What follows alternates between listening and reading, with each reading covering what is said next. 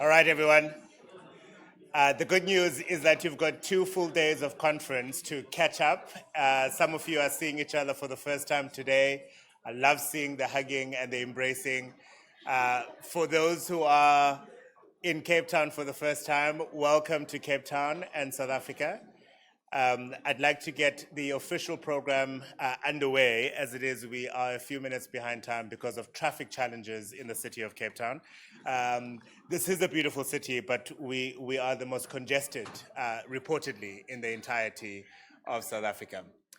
My name is Africa Melane. It's going to be my joy and pleasure to do some of the hosting and the moderating over the next 2 days. This is an important conference on inequality, work and nature, strategic dilemmas and policy resolution. And it's made urgent ever more, almost on a daily basis. It is the Deputy Director of the Copernicus Climate Change Service, Samantha Burgess, who said that 2023 will now go on record as the warmest year in the history of us measuring.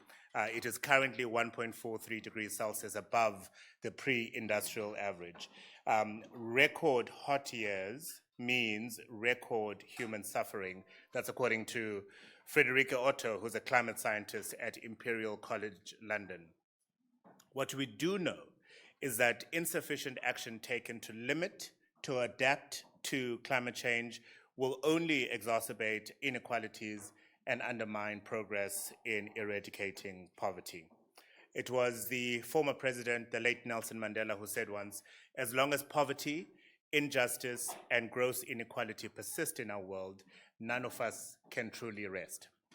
It does place a bit more pressure on all of us in this room and everyone who is participating virtually in this conference over the next 2 days to come up with those solutions.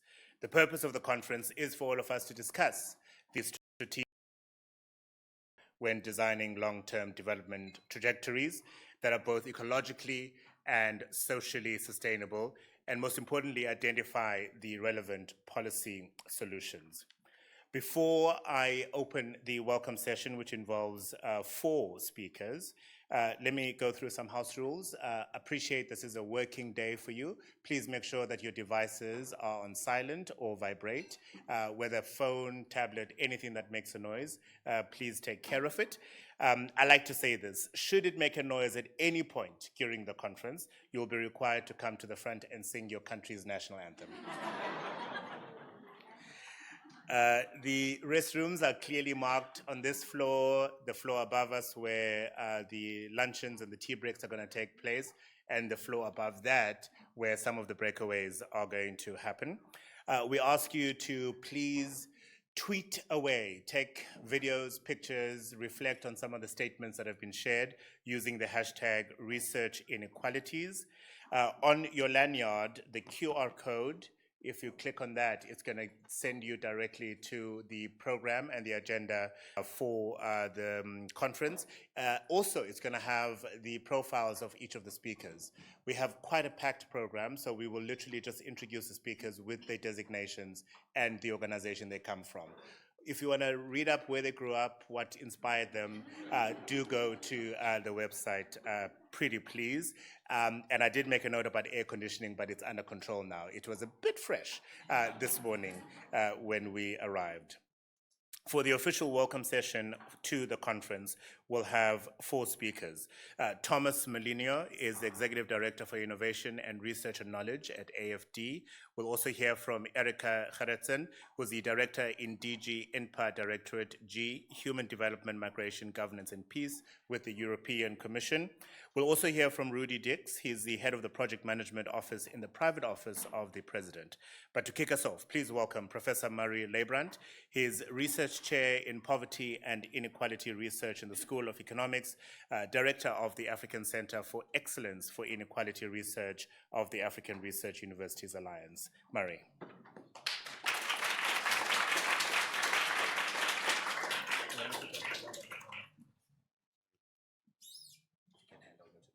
Okay.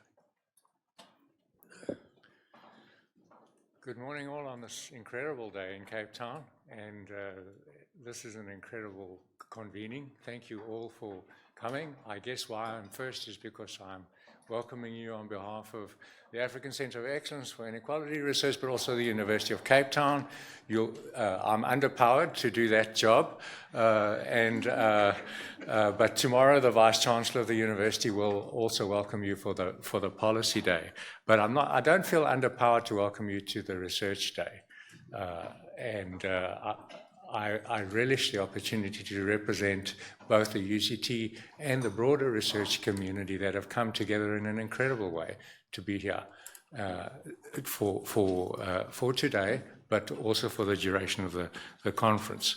And indeed, coming together today is a moment in an incredible partnership that has endured around the organizers of the conference, so the people speaking on this panel. I just want to acknowledge them and the texture of the way we've gone about our work over a number of years, in which this conference then sits in the middle of the next phase, moving, shifting our attention to a focused attention on climate change. And it's a bit like old-style South African resistance politics. There's no quota whatsoever placed on status or station. You've all got your role, and you roll up your sleeves, and you do your work. And it's been quite incredible to work with the AFD, with Thomas, and his Hélène, and Anda, and with the EU, over a long time with Erica, but also Mathilde at the conference here, and Mariam. And then, of course, the presidency. And notice I'm mentioning the presidency last. I mean, that's also a symbol of how we go about our work. Rudi's, astonishing, and Lerato, and Saul, Muska, and Kate, Philip. It's been all about work. We've each got our role to play, and we've rolled up our sleeves and gone about our work, and we've done a lovely thing. And today, on the Research Day, partly we're taking stock of our work, the amazing work happening in the EU facility on inequality, but also the work happening in ASA, and the work happening across the key research groups of the country and around the world, really. And so I'm grateful to you. The research leaders who are coming to put your work into the pot and working out, okay, how do we go forward? Already yesterday, we had a side event that showcased the extensive partnership that we have here, but also the forward-looking tone. Many of those side events were about, okay, so let's take stock of our work, but where are we going to go now? Precisely where are we going to go? And it was, joining this community, the ILO, it was wonderful to Alessandro and Stats to say, also with sleeves rolled up. I guess they're used to working with us by now. And the EU itself was talking about its plans. And then on Friday, we've got another series of side events where the OECD speaks. And of course, the Presidential Climate Commission is right here in the room. It should be lovely to see you, and thank you. So we've convened this. So let me just say how grateful we are to have you all with us, and it's a privilege for me to thank our partners that have come all this way. And as Africa was saying, no pressure on any of us. I like that. So thank you very much. We're just going to follow on directly then with Thomas. Thank you.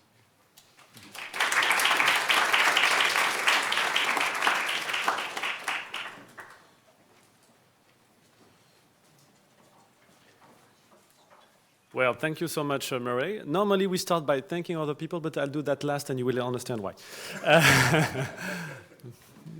You'll see. No, maybe more seriously, well, we're going to talk about the just transition today and tomorrow. And recently, I was in Colombia, and we know that we all want a just transition. However, we quite rarely see one. And why is that so? Because it's difficult to actually go into the detail of what a just transition is. It's difficult to decarbonize, it's difficult to do it in a just way, it's difficult to maintain the equilibrium between social classes, territories. So hence the need for such conferences where we connect researchers and decision makers, and it actually doesn't happen that often. We always talk about connecting research and decision making, but it actually quite rarely happens. So I'm quite happy that today we're managing to do that. Maybe just a few words on a just transition. It's at the same time a global challenge. So certainly, and you were just discussing earlier between participants, and we understand that there's a global response. There's a responsibility for climate change, which, by the way, is changing the borders of our mental vision of the world, because big emitters are not necessarily only the richer country, it's also an upper middle income country problem or challenge. So it's not only global north and global south. I think probably responsibility is something more challenging. So there's a global component of climate justice, but there's also, of course, a domestic component or national component of climate justice. In particular, if we look at a country like South Africa, but I'd say it's the same in France, where we also have a decarbonization effort going on. And we know we had the Yellow Vest movement, for example, that we have to make sure that any fiscal position, any industrial policy takes into account territorial or social equilibrium of the society. Typically, just to remain on the example of France, we have decarbonized electricity, so that is not our challenge, but however, it's transportation and agriculture that are the two main important sectors, and housing as well, and which is where we have to spend most of our time, energy, and probably budget support. So different case here in South Africa, different case in many other emerging countries. However, we are in a world in common, and we have certain common challenges that I think it's important to discuss together. So we'll see over the course of the 2 days that there are some similar challenges, typically in a country like South Africa, but it's the same in Mexico or in Colombia. Dependency on coal exports or oil exports is fundamental in the current account management of the country. So we know that getting out of coal or oil exports is a difficult task to take over. But again, I think sharing experience between countries globally is certainly helping move us ahead. Now, just a word on how AFD is working or not working in that sort of effort led by a country. What our model for research is really that of an embedded research, embedded in national academia, but also in the national decision-making processes. So we want to do part of the efforts and try to have some added value. And here I'd like to acknowledge the work that Anda David is doing here in the country, but also Slim, who more recently joined, and my colleagues Antoine and Hélène right here.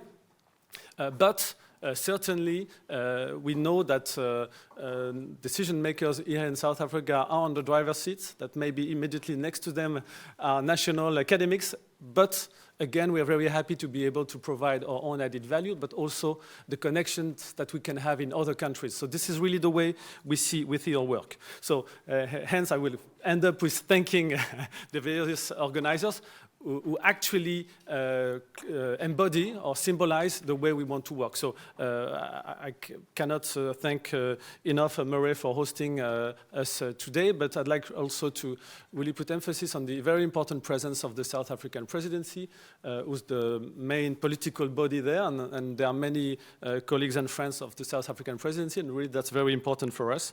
And last but not least, I'd like also to thank the European Commission, which I think shares this idea with this concept of a global gateway, of being an open continent and involved in the discussion with emerging countries. At least it's my interpretation. Maybe Erika, you will say differently, but let's hope not. And the spirit of friendship, openness, bringing added value, finding the right spot in the process, being a part of our job, but not too much, being present, but not invasive. This is really the way we want to be involved in that, in that debate. So without further delay, let me just thank you and Africa. Thanks again for the excellent moderation yesterday and today. Bye-bye.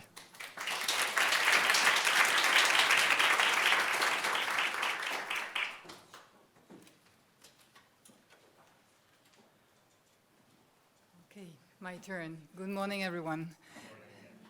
It's a great pleasure to stand here before you this morning in this beautiful city of Cape Town. We don't see the sunlight, the sunshine and the lights from the outside, but it's really shining here among us. And having you here in front of me, I'm feeling really humbled.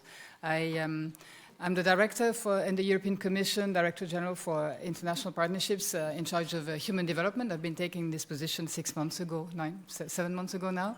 But I also attended a few years back in Paris at a similar event on a conference organized in the context of this facility, where I was speaking on fiscal policies, actually.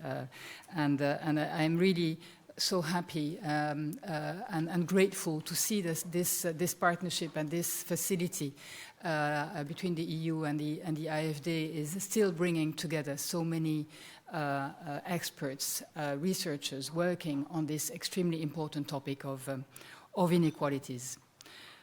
So it's a great pleasure and honor for me to open this first day of this annual conference on inequality, work and nature. And indeed, the risks related to climate change, which have been already highlighted, must be at the core of our reflections for this conference. And I'm also very happy to thank, indeed, the government of South Africa, and the Presidency in particular, the African Center for Excellence for Inequality Research of the University of Cape Town, and of course the IFD for organizing this conference today and tomorrow. Indeed, inequalities are hurting and creating suffering around the world for individuals, for communities, for countries. They create frustration, they create instability, and in the world of today, it becomes even more critical as we see instability rising around the world to think and reflect on the root causes of these inequalities, of this frustration, and hence also instability. And yet, while I think everybody recognizes that this is the case, we see inequalities continue rising around the world. So why is there such an inconsistency? SDG 10 is one of those which is under-delivering the most. Some countries are not even reporting on SDG 10. So we really think, I really think that it's important that during those 2 days, and it's really a very important gathering right now, we reflect on these causes. Why is it the case that there is a discrepancy between the trends on inequalities and the reality that everybody sees that this is causing the instability and the suffering that it is? And this is where the work that you are doing as researchers is absolutely essential. Because as those inequalities are not abstract concepts, and that they manifest in the daily lives of millions, determining the opportunities that people have, the resources that they can access, the future that they are destined for. It is important to comprehend the complementarities of these disparities and to find the sustainable and fair solutions. And research in this becomes one of our key guiding lights, and this is why, again, your work is essential. So today, as we embark on this academic day of the conference, I want to highlight pivotal role of research. Particularly the work accomplished under this facility, which I must stress is a very peculiar facility that we have. It's a very specific tool that EU and IFD have built together in the past years, and I'm really very proud of this joint work that we are doing together. So first, research serves as our compass. It helps us better understand the intricate and complex labyrinth of intersectional and multidimensional inequalities. Part of the EU-IFD research facility and its extension since more than 100 research projects have been published to gain knowledge about inequalities, their evolution, effects, bringing to light its hidden drivers and determinants. For instance, in Colombia, I think was already mentioned, We will create the first national diagnostic on inequalities while strengthening the production of national statistics. This comprehensive understanding is not merely an academic exercise. It is the foundation upon which effective policies are built, creating a bridge between theory and practice. Second, research, when partnered with effective policymaking, has the transformative power to shape societies. This is even more important as we find ourselves at a critical juncture where the decisions we make today will obviously reverberate for generations to come. The research conducted under the EU AFD facility illustrates that our work does not merely remain in the confines of the academic circles, it informs policy recommendations that are shaping tangible change. So, for example, if I take the work that has been conducted under the extension of the research facility to support the development of inequality reducing policies in South Africa, we have identified 2 intervention priorities in partnership with local research centers and in close collaboration with the South African government. The first pillar is rooted in the need to advance the evidence-based and understanding of the stimulus effects of income transfer programs in the South African context, focusing on the impacts of social grants and of public employment programs. The second pillar consists in the development of an interactive online community explorer that would allow researchers, policymakers, and civil society members to build a stronger understanding of well-being and at the community level in South Africa. So this socioeconomic observatory could be extended in the future and used as a tool for planning, analyzing the impacts of public policies on territories and on populations. Third point, inequalities are often sensitive topics. And indeed, the Gilets jaunes or the yellow vest, actually speaking about France, you know that a king lost his head a couple of centuries ago because of inequalities. So leaders of the world should remember that. Yet, research acts as a powerful catalyst in this, creating an objective space for dialogue and debate. And today, the facility has been instrumental in expanding the policy space for discussing determinants of inequalities. These discussions, ladies and gentlemen, fostered by collaborative partnership, enabled us to pave the way for inclusive policies. And to conclude, indeed, I would like to insist on the fact that the power of research could only be amplified when it is nurtured within the fertile environment and fertile soil of partnerships. The very fact that we are here gathered today, together, representing diverse institutions and sectors, exemplifies the needs for cooperation. Together, through continued research, dialogue, and collaborative action, we can sculpt a world where inequalities are diminished and opportunities are equitably distributed. And in this, to foster this work and to make all this work become real, political leadership is essential. And for that, I think that we should really recognize and acknowledge the political leadership of the South African presidency. I also want to acknowledge the political leadership by our Commissioner, Jutta Urpilainen, who you will hear tomorrow in a video message that she will address to this assembly. And I will again have the opportunity to come back tomorrow talking about the European Union policy in respect to inequalities through the Global Gateway that Thomas already alluded to. So thank you very much to the EU AFD facility for bringing us together here today and tomorrow. Thanks to the South African government and to the presidency. Thanks to the African Center for Excellence for Inequality Research of the University of Cape Town for hosting us here. I'm really looking forward to the discussions and to the wealth of information, knowledge, ideas that I'm sure we will get from today's and tomorrow's discussion. Thank you very much.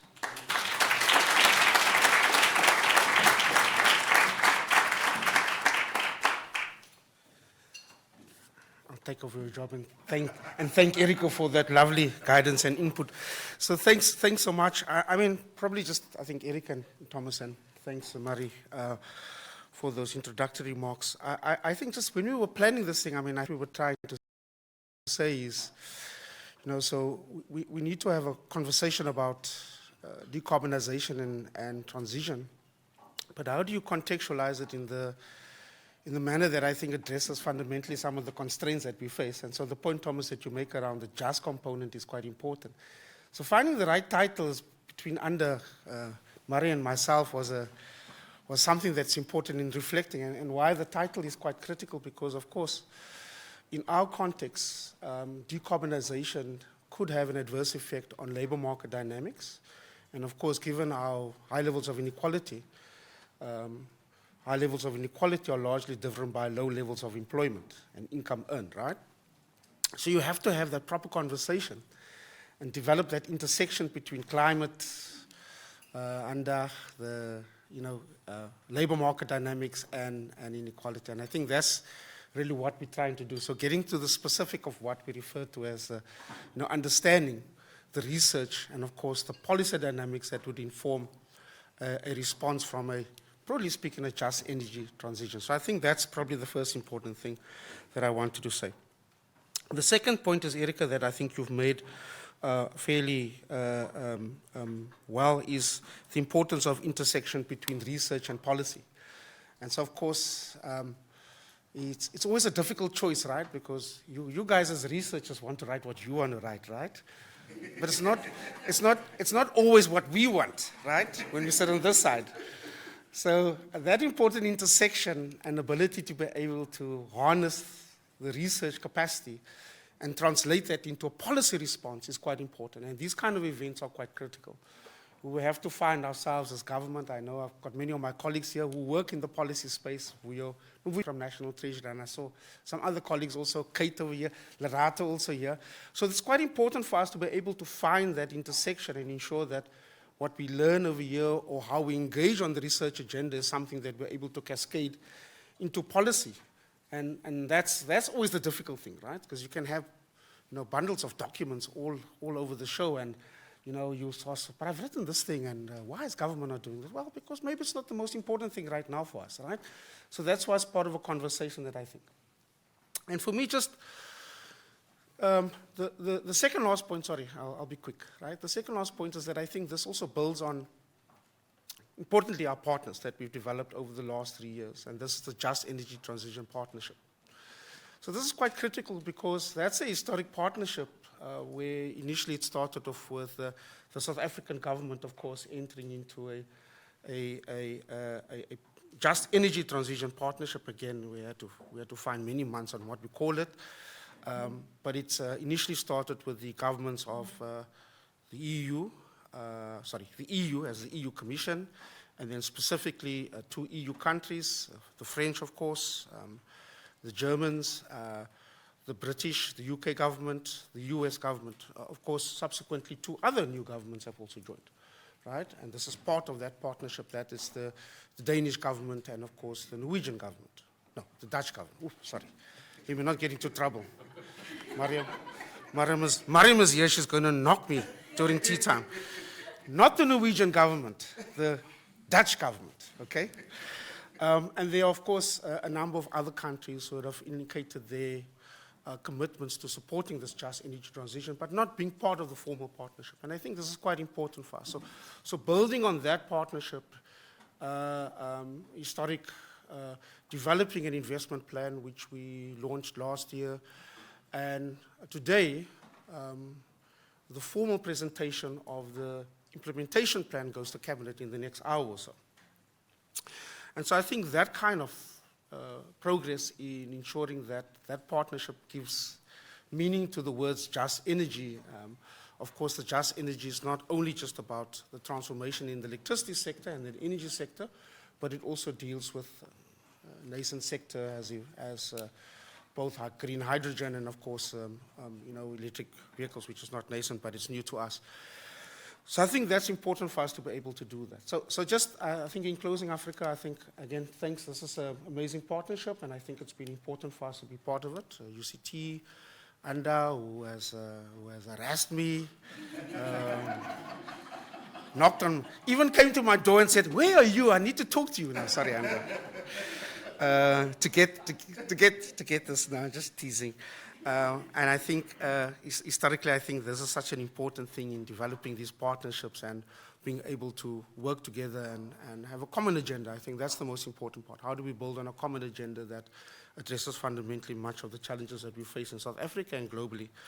And of course, the EU, I think, has been quite important, Erica, in building our partnership, expanding, and ensuring that we, of course, learn from each other. So, Africa, thank you so much.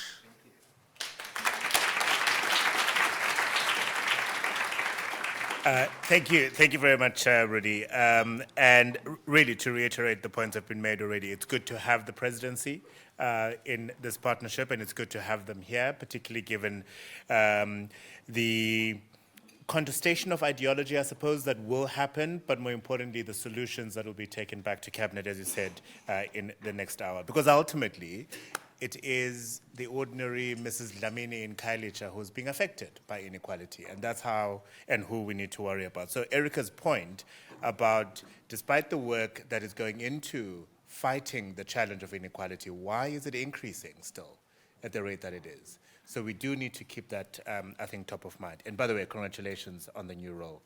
Thank you very much. Thomas, lovely to have you here. Thank you for the kind words. And Mari, you're going to have a lot of fun for the next 2 days, I have no doubt. The first of our discussions today is around defining a development pathway within social and environmental boundaries. Please welcome the person to chair that conversation and session, Director in the Project Management Office in the Presidency, Lerato, Shai.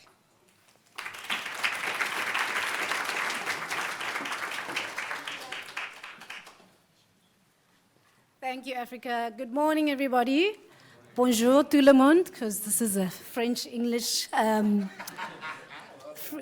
Yes, I'm trying to learn some French. We're very excited to kick off the first panel with everybody, and we're really going to be trying our level best to have a conversation. So there are experts on the panel, there are experts in this room. So let's have one joint conversation. I just wanted to confirm if we do have people online. We do have people online, so we'll also be bringing them into the room as well. So yes, as Rudi said, the topic is around strategic dilemmas and policy resolution. So the first panel is going to kick off with a presentation from Professor David Lamb, who will anchor the conversation for us, and then we'll have two people on the panel who will then be reflecting on what some of the implications of that paper are. So I'm going to introduce them and ask them to come to the floor, and then we will get the ball rolling. So David Lamb from the University of Michigan will be joining us. We have Diego Guevara, I hope I said your surname properly, Deputy Minister of Finance from Colombia, and then we have Sinazo Ntsonge, who is recently joined the PMO in the presidency, so we're really like getting her to hit the ground running from the get-go and putting her under some pressure. So we are going to kick off with the presentation, and it's really going to be looking at a specific dilemma. So everyone who's come to introduce the topic here in the morning has spoken about what some of the risks and challenges are. And what we throw into the mix now is that the world has not stopped growing. The population will continue to grow over the next many years, and we'll hit, hopefully, a cap around 2085. So David is really going to take us through how will population growth and income growth, especially in the poorest countries, affect food, water, and climate change. And that's what will anchor the panel discussion. Over to you, David.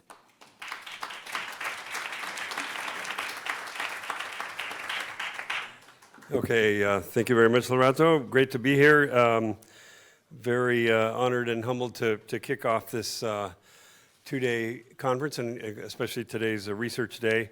I wanted to thank UCT, AFD, EU, South African Presidency. It's a great partnership. Obviously, I've already met a lot of interesting people yesterday last evening, and I think one of the things that these networks have done, ACER, Onda's done a lot in this of trying to get researchers to kind of stretch out of their comfort zone and get connected to people working in other areas. And certainly when you're working on inequality, that's very important, especially when you start trying to connect it to things like climate change. So I've been working in South Africa, including with Murray, for over 25 years, and I came here to work on inequality, research on inequality, and still doing that today. And the last of the inequality is still here, of course, and as it is around the world. So I'm going to give a very big picture talk here. And as I said, people have been encouraged to reach out a bit and stretch, and I would include myself in that. So I'm an economist and demographer, mainly worked on inequality and issues related to that. But I've recently started to work on climate change, I think like many people, realizing this is such an important issue. I'm not a climate scientist, and that'll probably be clear, but hopefully not terribly clear. And I'm going to talk a lot about population and income growth. So I've been doing some work that's kind of like the future of the world, sort of grand things like, can the world survive? Can we add another 2 billion people and so on? And this comes out of that work. So I want to begin by talking about population growth. As Lerato said, the world hasn't stopped growing. The UN, and I'm going to use mainly the UN Populations Division's population estimates, which I think are the best ones out there. They project that the world population will actually peak at 10.4 billion in 2085. That's 2.4 billion more than today, and then it will actually decline to 10.3 billion by 2100. Obviously, there's uncertainty about these, but we know a lot about what's going to happen because we can see it from the past population dynamics. Very importantly, for what I'm going to talk about today, most of the additional population, not surprising, will be added in low-income and lower middle-income countries. I'll show you some data about that. There'll be significant population growth in working ages. We're kind of past the time when all the growth is happening in children. It's now we're seeing declines in the number of children, and that will continue. Even declines in the number of young workers. The big growth's going to be in sort of working age and the older part of the working age, plus the elderly. Sub-Saharan Africa's working age population, and this builds on some work that Murray and I have been doing about the demography of the African labor market, will more than double between 2020 and 2050, from 600 million to 1.3 billion.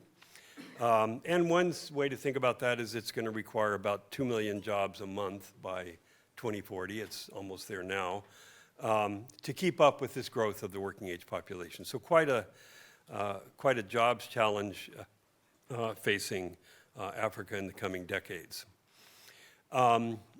Very importantly, Africa will soon be the only major region with a growing working age population. So the growth of the working age population in the world, which added 3 billion people to the working age population in the last 50 years, just sort of an unbelievable shock to the global labor market, very heavily concentrated in Asia. Asia has now slowed down. China has had its first year of actual negative population growth, as you probably saw in the news. And pretty much all of the population growth that's going to happen in the rest of the century will be concentrated in Africa, and it will be, as I said, the only region with a growing working age population. As the population is continuing to grow in Africa, it's going to decline in Asia and Europe. So we're going into an interesting period, certainly the first time in 50, 60 years, maybe 100 years, of a significant population decline in certain parts of the world. China is projected to lose 500 million population, half a billion, quarter of its population by 2085 by these UN estimates. And if you look at sort of what's driving that, of course, there's uncertainty about it, but fertility is below replacement in China. It's finally what demographers call population momentum has sort of caught up. The age structure has worked through, and now begins population decline, and it's going to be quite significant. So we're entering an interesting period where rather than sort of the whole world growing, we're going to actually have significant population decline in some parts of the world and offset by significant increase still mainly in Africa. Now, as I said, the population growth to 2085, I'm using 2085 because that's the year that we supposedly hit this peak of 10.4 billion, so I'm going to talk a lot about that 2085. Will be heavily concentrated in low-income, lower middle-income countries.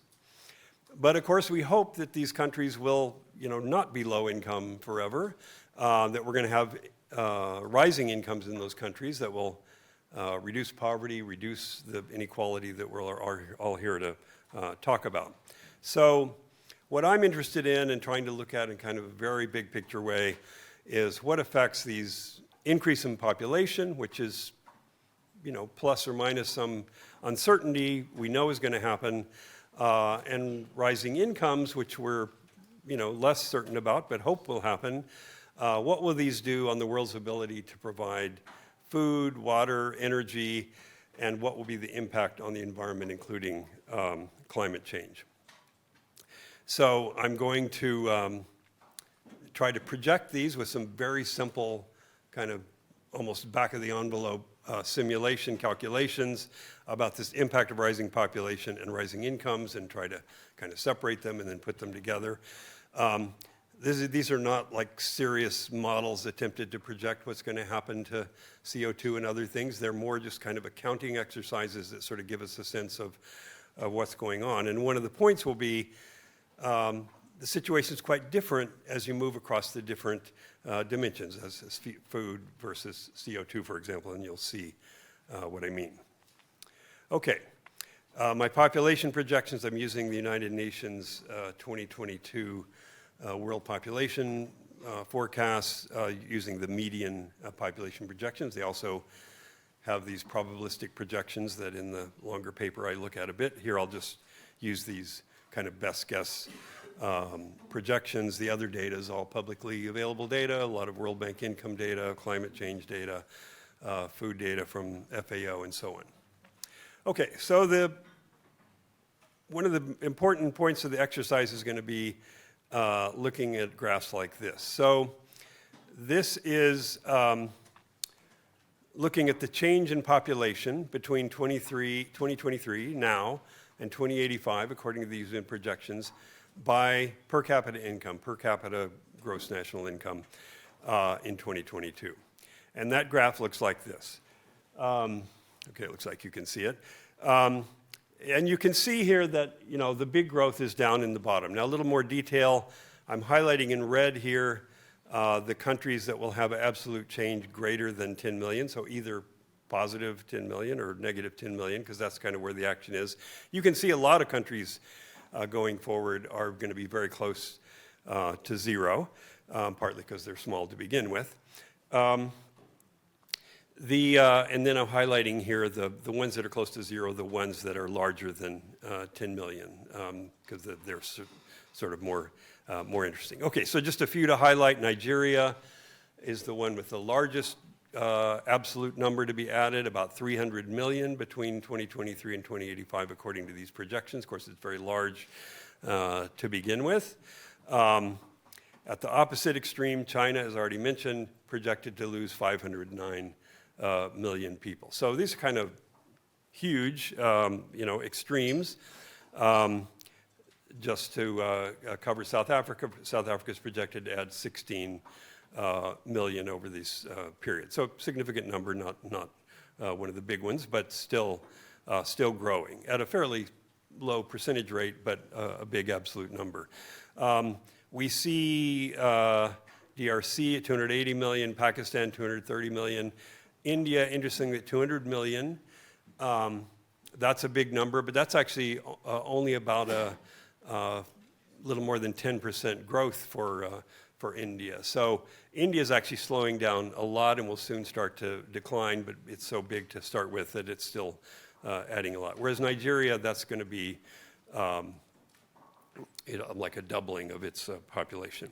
Okay, so the important point here is that the population growth is very concentrated in these, not just kind of lower income, but really low income countries. Just to give a little bit more detail, these are the top 10 population increase numbers in the in this 2023 to 2085 period. So for the world as a whole, there's going to be this 2.4 billion people added that I mentioned. That's a 30% increase. And that's a lot of people, but I'm sure you all realize that this is very much a slowdown in world population growth compared to what we've had. So, you know, the world had 3 billion people in 1960, now is 8 billion people. We've added 5 billion people in about 60 years. We're looking out here a bit more than 50 years at a 30% increase. So this is, you know, the era of rapid world population growth is rapidly coming to an end. And we're going to see, you know, in many of your lifetimes, maybe a little bit of my lifetime, really the end of a very unprecedented period of global population growth, which just quickly was driven by falling infant and child mortality, and mostly in low-income countries, and then eventually offset by falling birth rates. So that's been the story. It takes a long time for that to work through. The demography of the rest of this century was really sort of set at the last half of the last century. We're still like working through all that demographic change. Okay. Nigeria, as I said, the largest with 299 million. That's a 134% increase, more than doubling. And that's, you know, 12.5% of the total world population increase. Now on here, I've also put per capita income and the share of world income. So Nigeria is almost 3% of the world population. It's only 0.5% of world income. So of course, all of these countries that are having the big population growth have a much smaller share of world income than they do of population. I mentioned India. I just highlighted here because although it's adding 200 million people, that's only a 14% increase in this 50-year period. And by the time of the end of that, India will actually be declining according to these projections. So for these top 10 countries as a whole, they're increasing 1.7 billion people. That's a 70% increase. That's 71% of the world population. So just these 10 countries alone account for 71% of the population increase over the period. They're only 30% of world population now, so it's a huge shift in the concentration of population. And although they're 30% of world population, they only count for 5% of world income. So it's a big increase in population among low-income and lower middle-income countries. Okay, now, so that's one thing.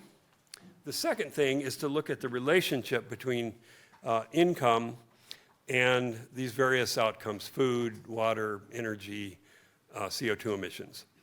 And I'm going to show you a number of graphs. They're all going to kind of look like this in the sense that this consumption levels are going to rise in income. So rich countries consume more food per capita than poor countries. So what I'm showing you here is food consumption per capita, kilocalories per day. This comes from the FAO, by per capita income in 2020. And I've highlighted a few here. You can see the US has the highest at almost 4,000 calories a day. South Africa's here at kind of in the middle. You can see Brazil and China. And again, to highlight the countries that have high population growth. So in red are all the countries that have population growth in 2020 that was greater than 2% a year, which is, you know, still fast population growth. Note that India is not one of those countries. So they're all way down in the low income level. So that's where the population growth is going to be. And so the sort of accounting exercise that I'm interested in is if you have population growth concentrated down there at the bottom, what does that do to world demand for food? And you're going to get, lower increase in world demand if you increase a population in these poor countries than if you increased it at the top. Okay, and then just to show you, this is a regression line using a cubic regression for those interested in such things. I'll just showing you that here as kind of a best fit line. I use that to try to project what's going to happen to countries as their incomes rise. So I'm going to do two things. I'm going to have populations grow, and I'm going to have incomes grow. And when the incomes grow, countries are going to basically work along this income consumption gradient. And then we're going to see what's the effect of income, what's the effect of population, what's the effect of both. And I think you'll see that there's some interesting points. Okay. This is what water looks like. A little bit more messy because water is very idiosyncratic. This is water withdrawals actually from freshwater sources by per capita income. Again, there's the low income countries. They consume much less water than higher income countries. This is actually if we focus just on the poor countries themselves. So there is a gradient here, but the levels of water consumption, much of which is used for agriculture, something like 70%, much lower in these low-income countries. So whether we're going to have enough water a lot, sort of, again, similar issue about if you grow these low-income countries and they continue to have these low levels of consumption, they don't actually have a big impact on demand. But as they go up the income scale, they will. Thank you. This is CO2. Now, it looks kind of similar in that it has a positive slope. High-income countries emit a lot more CO2 per capita than low-income countries. But if you look at the scale, this is kind of off the charts relative to the other, and I'll show you more about that in a moment. And here's the fast-growing countries. They're all the way down here with kind of very tiny per capita CO2 emissions, as I'm sure most of you know. You can see United States up at 15 tons per capita per year compared to down, you can barely tell it from zero for these low-income countries. And this is if you just sort of zoom down to the bottom part of the distribution. There is, in fact, variation there. But you can't see it in that other graph because of the scale. But if we just look at the low-income and lower middle-income countries, we can see that countries do move up, not surprisingly, in CO2 as they move up even from low income to lower middle. But it's quite flat there at the bottom. Okay. So this is another way of making the same point. So take low-income countries as the baseline for something like food. So we'll just set it to 1. How much is food per capita in lower middle-income countries? It's 20% higher. In upper middle-income countries, it's 40% higher. In high-income countries, it's 50% higher. So rich countries consume more food than poor countries, but it's not 10 times high, it's not 50 times high, it's only 50% higher. So that's going to be important as we do these simulations. What about water? Well, water is a bit steeper, although with this interesting kind of flat spot in the middle. So high-income countries consume 4 times as much water per capita as low-income countries.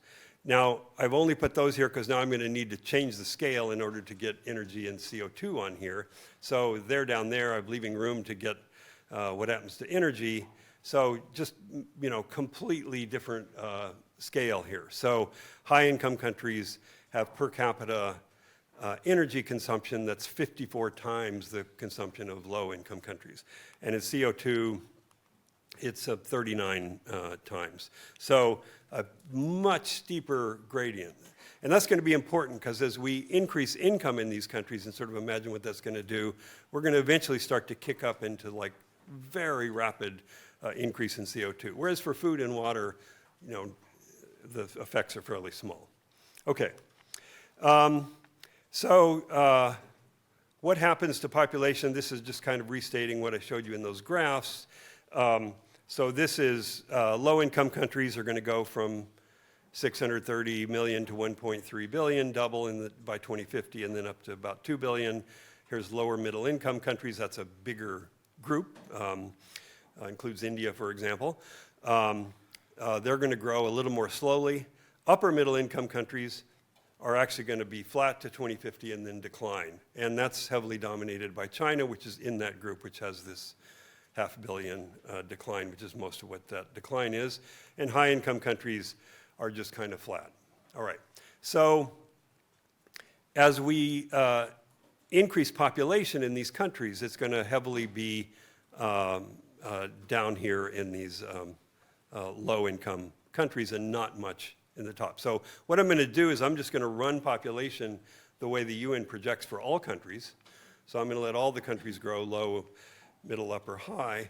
But the upper and high are not going to grow very much. In fact, they're actually going to decline. So for the world, this is what happens. We go from this 7.8 billion, which is the 2020 number. We're now at 8 billion, up to the 10.4 billion. Okay, so another way to put that, these are just the percentage increases, and low-income countries are going to more than double by 2050, are going to double by 2050. They're going to go up 200% by 2085. Lower middle-income countries, 34% and 50%. Upper middle, 0 and negative 18, and high income, 3% and -2. So the world population is going to go up 33% with this huge increase in the low income. Okay, so first simulation. Keep everybody at their 2020 per capita income, which is to say their 2020 consumption levels for everything, and let the populations grow. So it's sort of like the simple effect of just rising populations.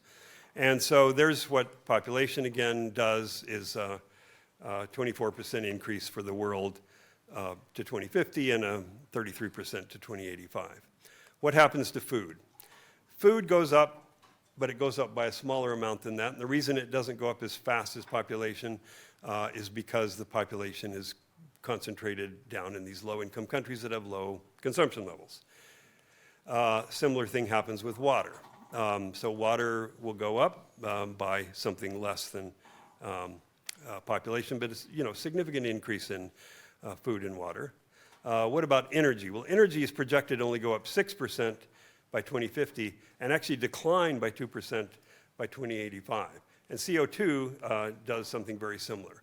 So we're increasing population by 33%, adding 2.5 billion people to the world, and yet energy use and CO2 use are going down.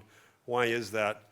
Because population decline in these upper, middle, and upper income countries, where the energy and CO2 levels are incredibly high, is offsetting this very significant population growth in the low-income countries where CO2 emissions and energy levels are tiny. Okay, so that's what's happening. So you can see it's a big difference between what happens to CO2 and energy and what happens to food and water. Simulation 2. Let income grow, but hold population constant. Okay, so we know population is not going to stay constant, but it's just sort of an accounting of what would income in and of itself do. We're just kind of moving countries along those curves. So population is assumed to be 0. So food goes up 6% and 10%, so not very much. So if you move low income and lower middle income countries up that gradient of water use by income, there isn't that big of an increase. They're pretty flat there, and we just don't get a big steep relationship there. Water is even smaller, so water is kind of flat there in the low levels.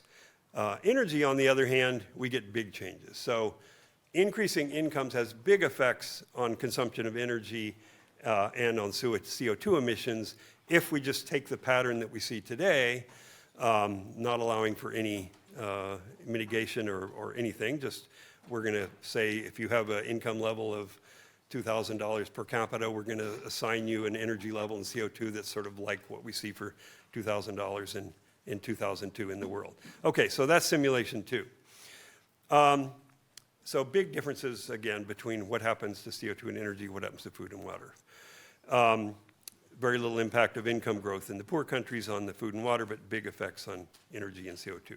And just, worth noting that per capita income is going up a lot here. It's 3%, soon to be 3% per capita income growth in the low-income countries and the lower middle-income countries. That's going to be a 2.5 times increase by 2050 and a 7 times increase in per capita income by 2085. So big increases in income and yet very small impact on food and water. Okay. Simulation number 3 does both, so just kind of the obvious thing, like what if we do both at the same time? We have population growth and income growth. Population, follows the UN projections, 24% by 2050, 33% by 2085. Food now goes up 29 and 43, so the combination of population and income gives us a significant increase in food, similar in water, but now we see some very big impacts on energy and CO2, especially if we look out to 2085. And so what's happening is you can see this is much more than sort of an additive effect. We're seeing a huge interaction between the population growth and the income growth. And I'll put it another way here, which is to just compare the 3 simulations going out to 2085. So there's what the 3 assumptions do in population. So for food, they look like that. We got 26% increase in food. When we increase population, we only get 10% by increasing income, but we get 43% when we do both. That's what water looks like. And for energy and CO2, we've seen these before. There they are all put together.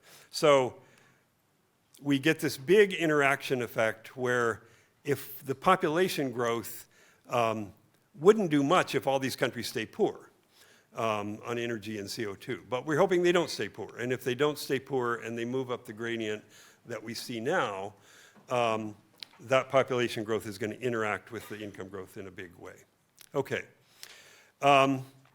Just to make one more point that many of you have probably seen, this looks at low-income countries' share of global CO2 emissions under the 3 scenarios. So the population shares under the UN projections, low-income countries are currently about 9% of world population. They would grow to 14%, up to almost 20%, according to these projections in which they're the bulk of world population growth. Okay, what about CO2? They're currently 0.5%, so they're 9% of population. They're 0.5% of global CO2. So how much does that go up with population growth? Not that much. It almost doubles because the population is almost doubling, but it's only going from 0.5% to 0.8%. And even with the by 2085, it's only 1%. Okay, that's just from population growth. If we increase income, we get somewhat bigger effects, but they're still pretty small. So we can reduce poverty, reduce inequality by raising incomes in these low-income countries without causing a huge increase in their share of CO2. They're still going to be a very minor player in global CO2. The big challenge for CO2 is going to be in the higher income countries. If we do both, we get a little bit more. Their share gets up to 9% by 2085, but still, we hope that these countries can have a green transition, but the truth is the big challenges are in the high income countries and upper middle income countries. What would it take to offset these effects? So just to kind of put these things in perspective, so let's take food, for example. In scenario 3, where we get the most extreme case, we do both population growth and income growth.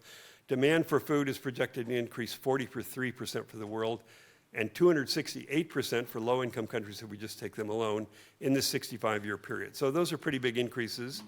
But if you think of them as annual rates, that's 0.6% for the world as a whole, 2% for the low-income countries taken together. I've got a little quiz for you just to see if you're all still paying attention.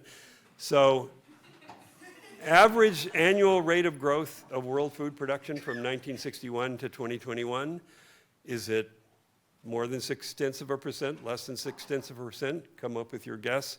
The answer is it's 2.2%. So world food production has been growing at over 2% a year since 1961. I mean, not every year, but on average. Africa, is Africa more than 2%, less than 2%? It's 2.8%, somewhat surprising to people. So food production in Africa has grown faster than the world as a whole. So significantly faster than food needs to increase in the next 50 years. And in the last 20 years, it's actually grown at over 3%. Okay, so food production has grown faster than population in every major region, including Africa, since 1960. And one reason is, and I don't have time to get into this, but in my paper, I talk a lot about, which of these things do market signals work and which things do they not work. And food market signals work quite well. So food tends to be produced by farmers growing food, growing seeds, and using fertilizer that are all done in the market.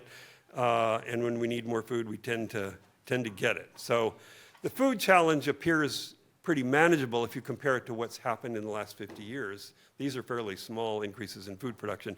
On the other hand, they're very affected by what happens with water and climate change. So will we run out of water? That's projected to increase 38%. That's a 0.5% for the world as a whole, 3%. But of course, water, we don't want to say, well, we've been increasing water, because we know we can't continue to increase water use. Water is already unsustainable in many regions. So annual growth rate of freshwater withdrawals, we need it to be negative, really, for the world as a whole. It's low, but it's positive, 0.2% for the world and 0.4% for low-income countries. If you look at all the big reports on water, there's some good news. We only withdraw 18% of total renewable fresh water in a year in 2018, when they found the best numbers. So that we could do that for a long time, but water, of course, is very unevenly distributed and hard to move around, and so that's not, 18% isn't very reassuring to you if you're in a place that's using almost 100% of your water, which some countries are. South Africa, by the way, withdraws 65% of its available fresh water in 2020, up from 41%. So water, out of time here, I'll just quickly make my final points. The point about water is there are a lot of things we could do to fix water. It's a lot easier problem than climate change, though not an easy problem, but there's a lot of ways to kind of get distortions in water. Energy and CO2, these most extreme scenarios have 1% growth of CO2 to 2085. Could we offset that? Well, we could offset it with a 1% annual decline in CO2 per capita. Is that possible? Just quickly, many of you probably know this, per capita CO2 has been declining significantly in some regions, North America and Europe. For the world, it's been roughly flat because the declines in North America and Europe have been offset by increases in Asia. There's Africa way down low. Again, we see the gigantic differences across these countries. And there's South Africa, which looks a lot like Europe and has also had a decline in the last 15 years or so. Okay, so let me just skip over that. We do see signs of progress in energy intensity of GDP and carbon intensity of energy. But as the reason we're all here, we know these changes have not been fast enough. So I'll just put these up here. The main point of this is, can we reduce poverty and inequality while meeting climate goals? Well, the population part definitely adds an extra challenge, although in and of itself, it's not the problem if these countries remain poor. If the countries have income growth, which we hope they will, the problem gets a little bit harder. But still, the percentage of emissions being accounted for by the poor countries remains very low, and the real problem is with upper middle income and high income countries. Okay, thank you very much.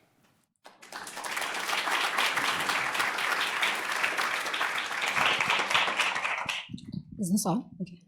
Perfect. Thank you, David. And thanks for keeping people awake with the quiz. We are going to take just a few questions of clarity, and I am begging that there are questions of clarity on the presentation. So we'll take any questions that are available, maybe 2 questions online and 2 questions in the room. There are none. There are no questions online. Just to make sure that we all feel that we've understood the key arguments that have come through, and then I'll ask for response. There is a question at the back, and there's a question here. Hi, thank you very much for the wonderful presentation. My name is Patrick McSharry. I'm with the World Data Lab. So it's brilliant to see forecasting, predictions, and trying to figure out what the future looks like. I guess we're all really wondering about the green transition and how much of a green transition we might see.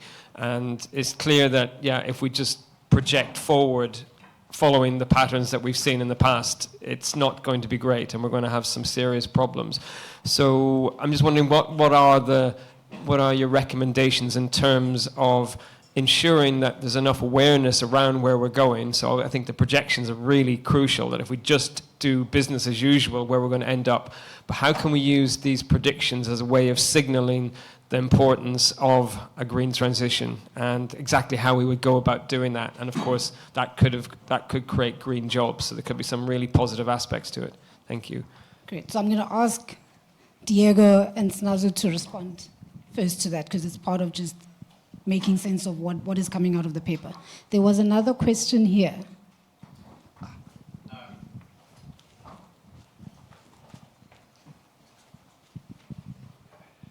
Thank you. I just had a question. Obviously, we're looking here specifically at growth in countries, but there may well be a strong signal from migration happening from, particularly obviously from those low-income nations to the high-income nations. Do you see that as possibly offsetting some of that decline? Go for it. Go for it, David. Mm-hmm. It's on. Okay, yeah, thanks.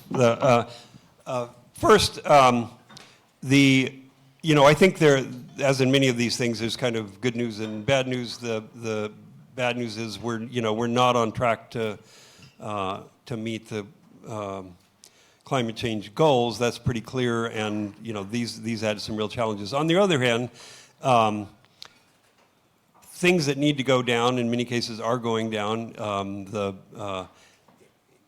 The amount of energy being used per dollar of GDP is going down. The amount of carbon being used per unit of energy is going down, and sort of net the carbon per dollar in addition to adding energy is going down at not trivial rates, but not fast enough. And so, I guess as I've gotten more into this, I've thought. There is that we actually can turn these things in the right direction. We just need to do it significantly faster. And I think the point of these is, there's still a lot more work to be done, and the rising incomes in low-income countries and population growth are certainly going to add to the challenge. So we just got to, crank it up significantly on the decarbonization in particular, as the low-income countries electrify. And migration's a huge issue. The UN includes it in some of these, but not, presumably there's going to be a lot more migration as these population distortions between low-income countries and higher-income countries get big. And I think, there's a real question of, if Asia loses 500 million people, and therefore, much of that from the working age population, are those jobs going to move to Africa, or are the Africans going to move to Asia? Mm-hmm. Those big issues for global labor markets and global migration. Great, thanks. Diego, I'm going to turn to you now to, just reflect a little bit on what we've heard, especially given the context in Colombia. Like, what is the response? If this is what happens if we don't intervene, what are those mechanisms to intervene to ensure that this is actually not what actually materializes?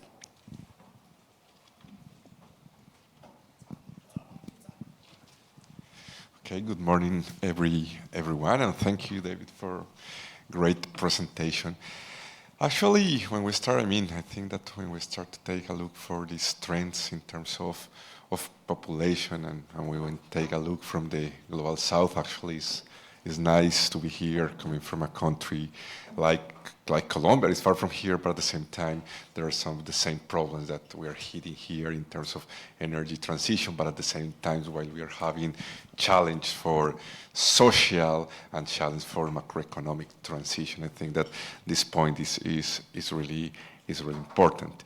I mean, in first place, I think that the main point to discuss here is, okay, how can we achieve an just energy transition in low income or low middle income countries, as David said before, in the challenge that we are facing for the upcoming years. And probably, I mean, maybe have some kind of bias as a macroeconomist, but I think that probably the main problem for our countries in the global south is that we have a highly dependency from, or what we can call in the literature, like the external restriction. And most of our exports used to be oil and coal, and at the end of the day, our trade balance depends from this export, as Thomas Melonio said before. And I think that this is going to be the first point. Is not just about, I mean, of course, David chose in his paper that energy demand is going to grow if the population change, but it is going to be different between countries. Actually, in some scenarios, you could think like in a Malthus inverse thing, because usually at some point you say, okay, maybe if the population degrowth from 2085 to 2100, now you say that was maybe 10.4 and then 10.3 between 2085 and 2100. But at the same time, the levels to demand energy are growing. So you start to think, okay, maybe the population is going to decrease in that points, but still the energy demand it's growing, and it's something different. And probably with the energy transition, we are still going to use more energy. I think that this is an important debate. I was thinking while David was talking, and probably here in this conference, we are using more energy than in a conference 20 years ago, because everyone is using a laptop, a cell phone. We use a plane to come here, different cars, different middle of transportation. And even despite we have an energy transition, all the different software, artificial intelligence, we are going to use more energy. Despite probably we are going to use clean energy in the upcoming future, the demand for energy, it's going to be a huge issue, and it could change maybe some Malthus original approach, and there is an inverse. Despite the population decrease, maybe the demand for something like energy could change. But let's go back to some important points that I want to remark in this point for the special topic of this panel. That was, okay, how we can achieve a development path with some social and with some environmental limits. So probably with AFD, I think that the main concept that we have in development with, where we are working as Colombian government with AFD, with the French Development Agency, is the idea of a strong sustainability. When we talk about a strong sustainability, we need to talk about social sustainability, environmental, and let's say that economic or external sustainability. As I said before, when our main source of currency or external US dollars or euros to insert in the global market is coming from exports from oil and coal. This is a big challenge for our countries, because as the global north, the demand from minerals or from oil and coal from the global north is decreasing. We need also to transform our export matrix as a low or middle income countries. I think that the case of South Africa is not so far from the Colombian case, that probably the main source of export is oil, coal here in South Africa, the case of Colombia, a bit of coal, a bit of oil. And when the global north, as in the global north, the demand for these commodities is decreasing, what we are going to export and where we are going and how we are going to get different international currency to keep import and other goods. because unfortunately a huge part of our local production, even agriculture, needs from imports in terms of seeds, in terms of fertilizers, and in terms of... Can I just come in there in terms of, so what are some of the policies that the Colombian government is grappling with to respond exactly to Yeah, what you just exactly. said? So as we have identified this point, we can call the macroeconomic vulnerabilities of the energy transition. Because in the case of Colombia, let's say that our energy is clean. Most of the energy we produce is hydraulic. So in terms of that, let's say this is not the big issues. But the big issue is, okay, how we are going to change the export matrix. Yeah. So we start to propose in terms of public policy a reindustrialization policy. Actually, when Dave chose there that the CO2 levels of South America were decreasing, this is not about an active policy regarding cleaning the energy matrix. Unfortunately, this is about the industrialization. When we take a look to why South America, the levels of CO2 are decreasing and the levels of CO2 in Asia are having an upward trend, this is completely related that we are following the industrialization pattern in Brazil, in Argentina, in Colombia. So basically, what we can do to face this restriction, we need to do a clean reindustrialization. And I think that this is a first important point. And another point that we are trying to discuss in the public policy is the green fiscal rule. So we are moving in these two fronts. With the new government, I mean, I am a scholar, but I have been in the Colombian government for now 1 year and a half when a new government arrived in the election. Let's say that is the first progressive government coming from heterodox tradition in macroeconomics. And in this opportunity, we start to propose, like I think that 3 important things, and one is this reindustrialization policy, thinking in clean energies and thinking in green sectors. I think that this is really, really important.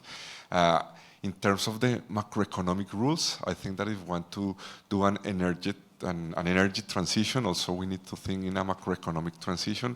Unfortunately, let's say like the sound finance that we follow in the last years with the standard macroeconomic finance is not easy to do energy transition, because if you just keep looking your fiscal balance in a really strict way, it's not going to be easy. So we are proposing green fiscal rule, trying to take out green investments from the fiscal accounts.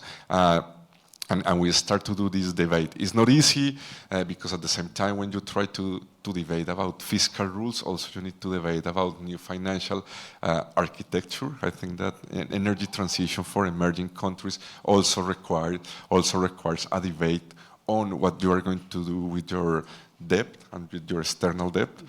Because, for example, in the Colombian national budget, from 500 billion pesos, just to say, 100 goes to the debt service. Yeah. And it's an important amount of money, just almost 25% of money that you need to redirect to external debt, and you cannot redirect to another projects with sustainability. So I think that this is going to be really important. If we want to think in different trajectories, and I like that David in the paper chose different scenarios. Yes.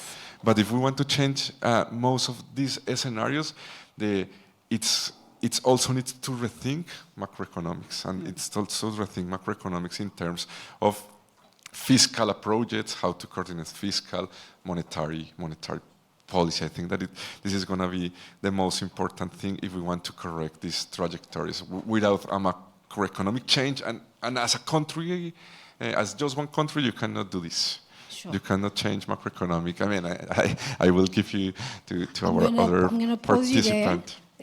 Just so that we can get other people in the conversation. But I think what's coming out quite strongly from your input now is that part of the solutions lies in the structure of those economies themselves. And until we fundamentally change the structure of the economy, and within that industrial policy and what's happening with deindustrialization in Colombia and the financial, monetary and fiscal policy, that some of these responses are limited by the very structure of the economy.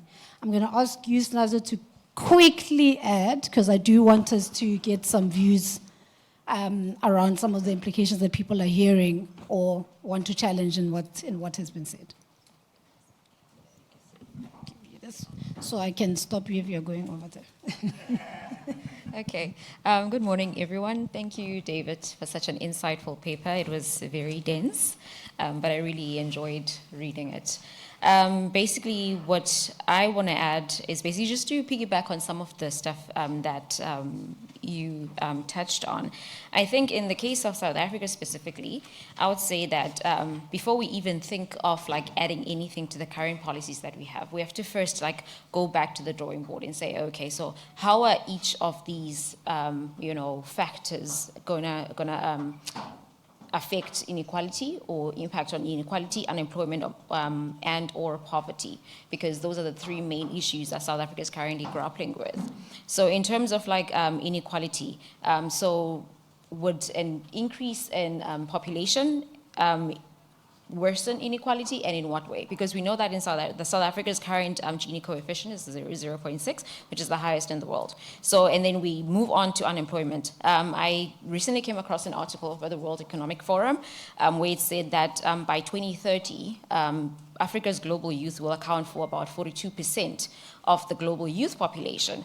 And that raises questions in terms of like, so what can we do in terms of like improving employment in South Africa? Because, and that ties in with the issue of food demand or food production. So how are we gonna feed all these people, And also tied to that is social issues, So all of these things, although I do appreciate how you were able to discuss each one sort of like in isolation, but then I think it's more helpful to kind of like look at them as a whole. So I think in the conclusion, that's what really came through, So we've looked at each of them in isolation. So now when we bring them all together, how can we, make sure that we kind of like achieve a balance of some sort? And tied to that, I would say also there are some nuances that do come up, And one of them, which I feel was kind of missing from the paper, was kind of like the feminist lens of it all. Because it said, I really want to see how maybe you were, maybe consider how, say women now in South Africa or in developing countries are now entering the labor market. So how would that impact family planning? Because when women enter the labor market, then that has an impact on population growth.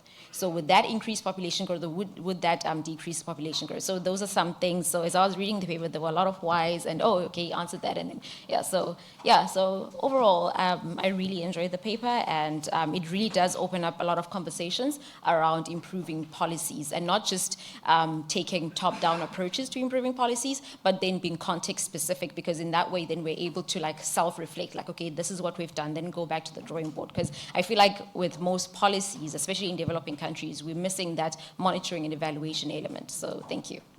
Awesome. David, I'm going to ask you to quickly reflect on what's been shared, and then I'm opening it up to others to come in and either add to the conversation or also ask questions. Go for it. Well, I want to give time for other people. I just, let me just jump in that last point about women in the economy, and because I mentioned that Murray and I have been doing this work on African demography, and that is one of the points that we've made, that sometimes you get these things where maybe policies just all kind of work and reinforce each other, and certainly increasing employment opportunities for women is arguably one of those things where you get this kind of, if you think that fertility decline would be good, and it arguably would slow population growth and have some benefits. There's certainly lots of evidence that rising, employment opportunities for women does that. So I completely agree with your point, and we've done a little on it. We should add more to this. Yeah. Fabulous. Over to everybody who has views, thoughts. What's the word? Who wants to disagree? Okay, I saw a hand here, there, and there. We'll take those three. Hi, thank you. Very interesting topic. Antoine Godin from the AFD in Paris. 3 points. One, I think I would like to mitigate slightly the optimism regarding food production that you were mentioning, David. I think if we look at the pressure that we have been exerted on biodiversity, I don't think we can continue as we have been doing over the last 50 years. So even though it looks like in the past we've managed to actually increase food production, I would question whether this is possible. It's just adding more challenges to the story, so it doesn't, but anyway. The second point, I think there's two ways in which we can try to respond to the challenges you were posing. On the one hand, the population growth and the income inequality reduction basically leads to shift from lower income countries to lower middle income countries and to lower. But the decline in energy intensity and in CO2 intensity actually happens towards the latest part of the income group, which begs the question: can we actually transfer the technologies coming from the global north, if we want to talk about it, to the global south? But that begs other challenges in terms of capital accumulation, in terms of production. Do we have the material production to do this? But also in terms of finance, as Diego was posing, both public and private, and international and domestic. So I think, to some extent, especially taking into consideration the fact that we have this dependency on the trade balance and the BOP, is this enough? And are we going to be able, like, by doing this transfer of technology, is this going to be enough? I think the second part of the answer then comes to the sustainable modes of production in the global north. And this is the second question. Can we actually change the way in which we live in the global north, either by technology, but it's going fast enough, or by changing the living standards? And I think this is one of the key questions. So as long as we globally try to respond, there is clearly technology transfer, but I think we also have to ask two questions about how we live and in every country. And so this is the second question I wanted to raise. Thank you. You got that. I'm going to take a few. Okay, you'll be fine. The second one was up here.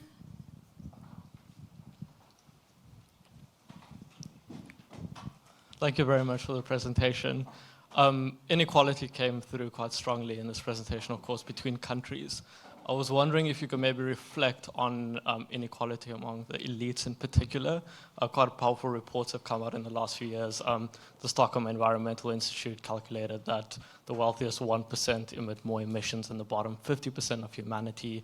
And also the World Inequality Report calculated that the top 1% were responsible for 21% of emission growth since 1990, compared to 16% for the bottom half of humanity.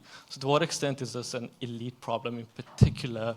And given that the elite also have disproportionate sway over our policy making and political processes, how does that figure into our challenges? Thank you.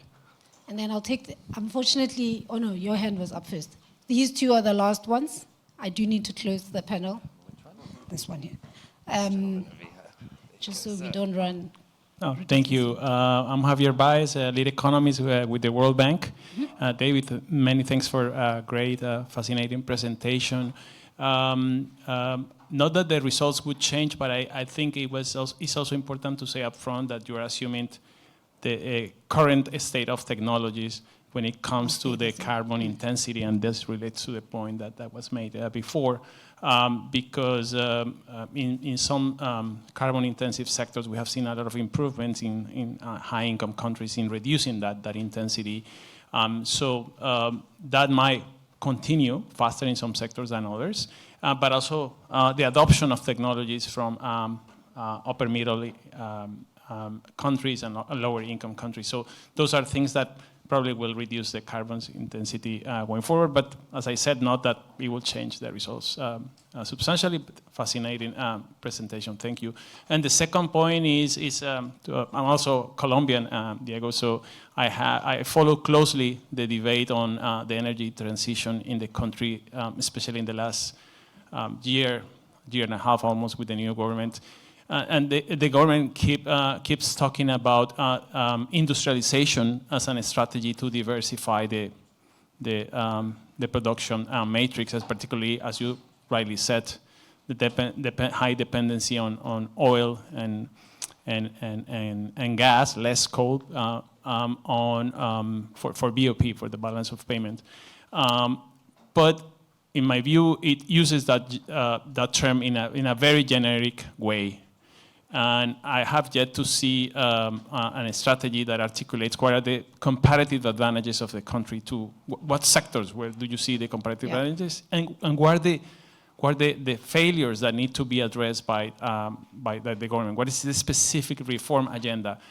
So perhaps you, being an insider and being at the Ministry of Finance, can elaborate a bit on that. Thank you. Thank you. And then last question up there, and then I'm going to give David and Diego a chance to respond, and we'll bring the panel to a close. Very short responses. You don't have to. I think I'm going to ask you to choose one, unfortunately. And then everyone else whose questions hasn't been answered, David's not going away. He's here for the whole conference. Please do go to him, ask your questions. We just do need to get the program Just going. very briefly on the causality linkages between the increase in income and energy usage. I think it would be interesting to understand, obviously, as households become wealthier, they demand more energy. But how much of that increased energy use is necessary to drive the increase in household income? So there's two kinds of causality. Increased income drives energy use, but how much of that increase in energy use is necessary to drive the increase in income? One Final input from David, and then one final input from Diego. And then I think there's some overlap in the last comment and two previous comments about this point that the technology change has tended to happen at the high-income countries, is sort of paradoxically, so you get high income. And it was related to the point that, you know, environmental protection is to some extent a kind of luxury good that high-income countries start to do, and very important then, can we make that happen like earlier and transfer that technology, which I think is some source of optimism, but also that you do need energy to have economic growth, and that's very important. Thank you, David. Go for it, Diego. It's on. It's on. Okay, yeah. Well, no, I think that here, just to close in 20 seconds, the important thing of this paper is the social, that the social dimension or the social transition is connected with water and food. I think that it's an important message in terms of all these dimensions that you need for the different transition. I think that the whole message for me is, and the importance of your work is, for the energy transition, we also need some social transition that is connected with water and with food. And just a short reply to Javier's question. I think that in terms of reindustrialization, we're trying to, I mean, it still has been just 1 year, and the reindustrialization process took longer, but we start to focus in sort of specific topics. For example, we know that a country like Colombia is rich in minerals from transition, but we don't want to make the same mistake to keep being just exporter of raw materials. We can think in reindustrialization how we are going to add value for these minerals for transition. Unfortunately, the energy transition also needs some minerals. All the new energy devices are going to need minerals, so this is something that is not so nice for our countries, but okay, how we can think reindustrialization? Okay, if there is copper in Colombia that we start to explore in the south, okay, we're not just export the copper, we are going to try to add some value for some specific products. I think that this is going to be the challenge for our country. How we add value in the minerals for transition, that I'm pretty sure that here in South Africa and in Colombia we have these minerals for this new stage of energy. This is just for one specific example, but we will talk later. Thank you, and thank you to my wonderful panelists. Thank you to all of you for your attention. Moving right along. Over to you, Africa. Thank you very much, Lerato. Thank you very much to David, Diego, and Sinazo, and thank you for your input. I think it's been demonstrated that this is going to be a rich conference nonetheless. There's a concept called African time, which I'd like to explain, actually, because I think people abuse the concept to explain away why they're arriving at a time other than the one agreed to. So in Africa, we don't measure time according to seconds and minutes and hours. We measure time according to milestones. So when you're going to meet your mother, you'll meet your mother at sunset. And if sunset's at 6:47, you will be seated in front of your mother at 6:47. We will see each other in spring or at harvest or whatever. And when harvest happens, you will see the person that you need to see. So I always put forward an argument that African time is actually on time, always. So whenever anybody says, oh, it's African time, that's why we're running behind time, nonsense. Absolute nonsense. That's not, they're just being tardy, that's it. And they must stop using African time as an excuse for that. We all agree, right? Like, yeah, exactly. You can imagine I come across that quite a lot with a name like Africa. And I trained as an auditor with one of the leading firms, and so having to account for billable hours was very important, so time was important. And as a broadcaster, 4 o'clock in the morning is 4 o'clock in the morning. It's not 15 seconds past 4, it's not 2 minutes past 4, it's 4 o'clock. So time becomes essential and crucial. May I ask my panel members to please come forward? I think we will go ahead and start, otherwise it's all gonna run a little bit awry and late.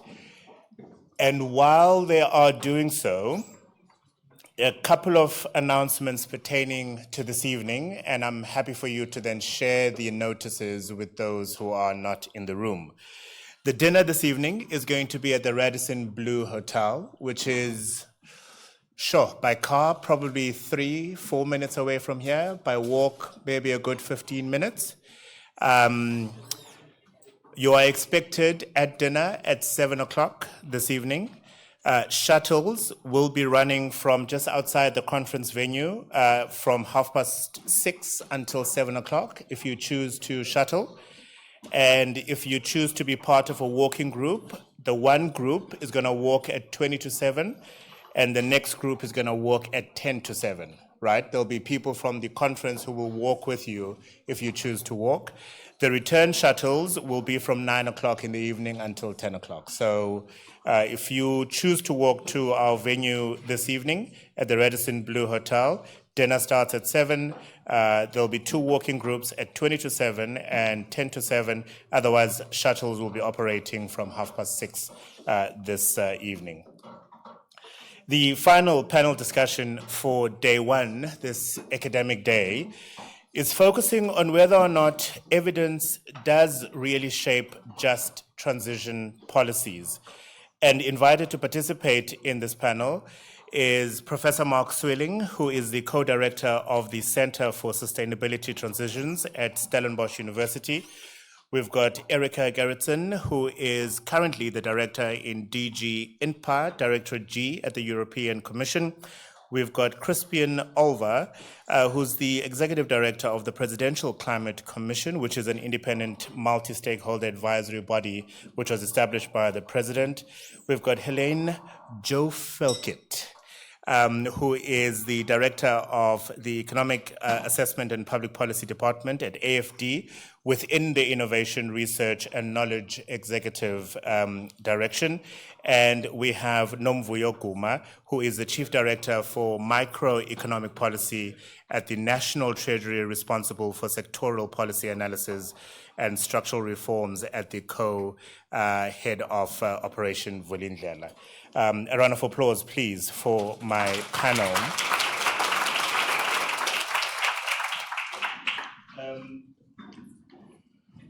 We're going to share the microphones, if that's okay. Mark, you better grab the first one because the first question is going to be for you. It is, I suppose, what has been consistent, certainly in the earlier sessions this morning, and I would argue through some of the sessions I sat through in the parallel sessions, is yes, it's all well and good that we're conducting the research, and it's important for us to do the research, it's important for us to show evidence of, I suppose, theories we're putting out there, but does it really shape transition policies? So, in your opinion, what would you see as crucial research that would support transition policies? I'm really relieved that that is the question. Because I thought the question was, does evidence really shape transition policies? And as an academic, I simply can't contemplate the possibility that it doesn't. Then I'd be out of business. So yes, it might actually be not shape, but I can't admit that, can I? So, but actually, just to explore that, is there I had to open my mouth. Is there an alternative reality where it doesn't? Of course there is. It's not an alternative reality. It is a reality. Yeah, I mean, there is a part of our reality which is about decisions that have got completely nothing to do with evidence. And we know that that is true in our own context. And a lot of decisions that are made about our energy directionality and policy is, that's what's going on. That's why we don't have a political settlement and consensus, despite all the evidence on a full-scale transition to renewables, backed up with the necessary storage technologies. So if I can come back to your question. Yes, please. Because I see you're getting too interested in this other reality. I know. In my view, the research that we require in order to support the transition policies that we need at the moment are the following. I think firstly, we need a reliable, authoritative set of reports on the investment requirements to achieve our fundamental targets, as articulated in the National Development Plan, but specifically net zero and energy security, water security, food security, and the digital transition. And as South Africans, we're quite good at formulating broad policy frameworks, but we really are not, and then we attach a budget at the end, which is really focused on fiscal policy. We need to change the paradigm so that we start thinking in terms of the investment requirements in order to achieve what we would like to achieve. And therefore, what follows are some of the policy adjustments that are required to enable that. That in turn must create the basis for an engagement, but with the financial sector in particular. And I think that we have massively underestimated the necessity to mobilize private capital to create public goods. We come from a tradition that public goods can only be created by public investment. And that dualism, I think, is fundamentally undermining a lot of possibilities for the future. And that relates to the second point, which is we need a lot more research to develop appropriate models and modeling tools. I've become increasingly skeptical of the utility of general equilibrium models, in particular because they exclude finance and a climate damage factor. And the work that we are part of, together with the French Development Bank and the National Treasury, on developing a hybrid non-equilibrium set of models is what we need. But that's just one initiative. There should be a multiplicity. And that in turn, I think, relates to a third part of the picture, which is, and this is a very bold statement, but I'm going to make it, which is, I don't think we understand South Africa's financial ecosystem.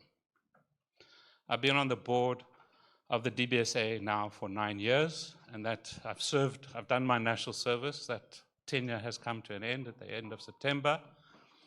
And sitting in credit committees on a monthly basis, making decisions on the allocation of capital to leverage private capital has given me a kind of front row seat on a landscape that I would like to understand more about. And when I look for the literature to understand the financial ecosystem, I don't really find it. And so there's another project that we've started together with the National Planning Commission, which is influenced by the work of somebody called Stefan Murau, who has developed what I think is a real breakthrough perspective on how to understand financial ecosystems. And his proposition is that the way to understand financial ecosystems is as a web of interlocking balance sheets. where everybody's in a credit-based system, i.e. post-gold standard system, everybody's liability is somebody else's asset, and everybody's asset is somebody else's liability. And if you could map the web of interlocking balance sheets, you will start to be able to identify where you have the elasticity spaces for expanding balance sheets. Because after all, if we think of globally, but also in South Africa, what we are, when we call for the green industrial transition, what we are talking about is disestablishing a bunch of assets that are fossil fuel intensive and creating a massive, massive quantity of new assets. How are we going to do that? How are we going to finance that? If we only focus on one set of balance sheets, the public balance sheets to do that, they are pathetically small. It's not going to work. So we have to think in terms of the ecosystem of interlocking balance sheets and identify where the elasticity spaces are for expanding balance sheets in a way that would mobilize the capital investments required for what we want to achieve. And that's, I think, a new perspective. It will also reveal an answer to the question that we need to pose in light of the fact that we have persistent inequality, unemployment, and poverty, which is, why has there been a misallocation of capital since 1994? Why did we have a political democracy, but we locked in the balance sheets of the country in 1994, which were a product of an undemocratic history, and they haven't been fundamentally changed? We have to understand that ecosystem much better if we are really serious about mobilizing the capital required to achieve our goals. I'll stop there on those three. You are dropping such wonderful pearls that as a talk show host, I'd love to go down. But there is a particular topic, I suppose, we have to come back to. Because I agree with you, by the way, on that last question. On the potential of unlocking private investment in this space, why are they not investing then? Is it a lack of research that researchers are doing that will make a case for private sector South Africa, or international for that matter, to come in and invest? Is it a case that the political economic policies are not conducive? Because we know, right, a lot of South African-based companies are sitting on a lot of reserves. They're not reinvesting in the country because they're worried what's going to happen in 5 years and 10 years. There's a lot of liquidity in the South African economy. But let me answer your question with referring to one particular example. Let's take the capital that is located in our retirement industry. So according to the South African Reserve Bank in a report from last year, the value of those retirement savings is equal to 50% of the GDP. Now, in terms of the regulations, thanks to our current Minister of Finance, or maybe not thanks, 45% of that can leave the country. The other 55% has to stay within the country, and less than 10% of that goes into the real economy, and even less than that into infrastructure. We now have Regulation 28 from January this year coming into effect. And when you speak to the asset managers, most of whom live in Cape Town, and you ask them, and you talk to them about this, they're very, very keen, actually, to significantly increase the quantity of capital allocated to infrastructure in line with Regulation 28. But they say the mechanisms are not there to actually do it. And if you read the National Infrastructure Plan 2050, which was approved by Cabinet, it says only 2% of the infrastructure investment that is envisaged in terms of the medium-term expenditure framework is through public-private partnerships.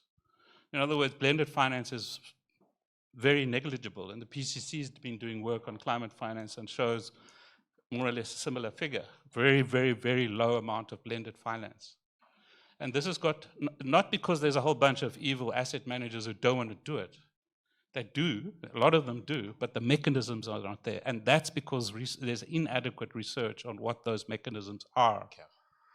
And researchers should be addressing that in ways, not just from the ivory tower, but in an engaged transdisciplinary way. Yeah. And that's some of the work that we're doing with the National Treasury. All right. Eric and Hélène, I promise I'll come to you shortly, but let me explore the South African context first before we get the global one. Nomvuyo, how do you respond to some of the challenges highlighted, I suppose, by Mark? Why are we not seeing the right investment being done, which is based on empirical research? Yeah, so I think Mark has touched on a couple of very interesting points. So I'm going to answer your question in a very roundabout way by saying that, you know, there is a kind of recurring question about how you translate research findings into policy. I think that was actually the kind of overarching theme for this panel. And it's not actually a kind of from one into the other, it's more like a transmission mechanism, right? So from research into policy, into implementation. And part of the challenge that you have is, of course, the people conducting the research and those having tasked with the implementation are not necessarily the same people. So you have kind of classical problems like information asymmetries. The people doing the research don't know the policy environment well, or they don't actually know the environment in which this policy will be implemented particularly well. So there are all kinds of reasons why an optimal research recommendation isn't an optimal real-world recommendation. So earlier this morning, I was in the unemployment plenary or breakaway room and listening to Haroon's presentation. I don't see him here now, but he made a very interesting point, which is to say that for South Africa's unemployment problem, if you really want to close the gap in the labor market, you know, you need to target barriers to entry to informal sector employment. And that makes perfect sense to economists and maybe many of the people sitting around here. But I can guarantee you that when you put that in a kind of political economy setting, it doesn't jibe well with an obsession with decent work, which is what we have now in the policy landscape, right? So the trick in all of this is that you've got to get three things right. You've got to ask the right question. Then you've got to come up with the correct solution. And then you have to correctly implement the correct solution. And that transmission mechanism has a number of places where it can fall apart. And I think that's really what we're seeing. And then to make it even more complicated is that when you deal with topics like perhaps investment or the just transition, things that are new, you have lots of unknown unknowns, to quote Donald Rumsfeld. There are things you don't know that you don't know. There are decision nodes that you're going to reach, and you don't know what that will look like, and therefore you can't pre-arm yourself with the kind of evidence and information all the time that you're going to need to make that informed decision. So there, you know, it's a very complex space in which we operate, and I think that really the only way around it, certainly that the Treasury is trying to embrace, is through having very deep partnerships and linkages with research institutions, and then with people on the ground who are going to have to live with the outcomes of the things that you've implemented. So SA Tide is an example. Operation Vulindlela is another example of how we're trying to close these information asymmetries and make sure that this kind of problem doesn't recur. So if we have success points, why are we not replicating those in all aspects of research that is required? Because as a South African, a voter, a taxpayer, a patriot, I can tell you now, I would sooner trust a researcher than I would a government official.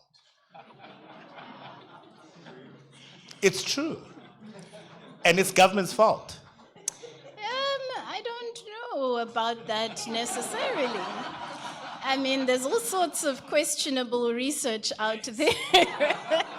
You know, we should be funding nuclear, you know, so there's all sorts of stuff that happens around who pays for the research, how the research is commissioned, what the incentive structures are.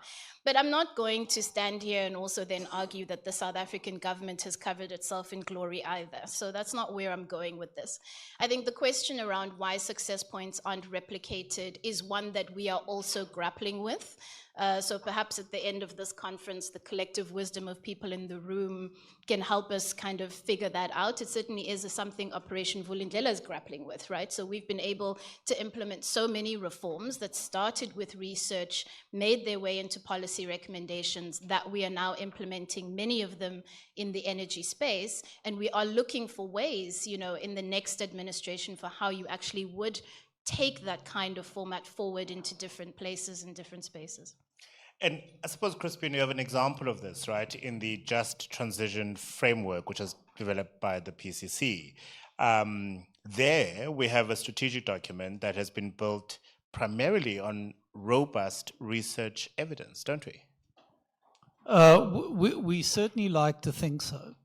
And to link it back to the conversation you started with, Mark, I mean, we've got a real life example of government policy being made in the energy space where its primary basis is misinformation, arbitrary memes, obfuscation, and complete closure in terms of transparency. So, you know, none of us can get into the IRP modeling exercise. We can't understand how they're doing it. We can't see the criteria.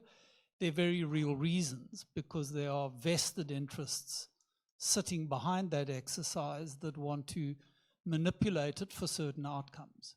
And the danger in, you know, the inequality space is that those outcomes are going to be profoundly unjust. They're going to serve elites. They're going to serve old vested interests as well as new elites. And they are not developmentally grounded. So, you know, to go back to the topic of this panel, decision making about the transition must be grounded in science. It is not at the moment, or should we say it's imperfectly grounded, and there are points of intersection and there are points of complete and deliberate closure. Whereas, you know, we can have as many conferences and talk shops until we blue in the face, but you will not penetrate these areas that are highly protected to serve particular interests. I'm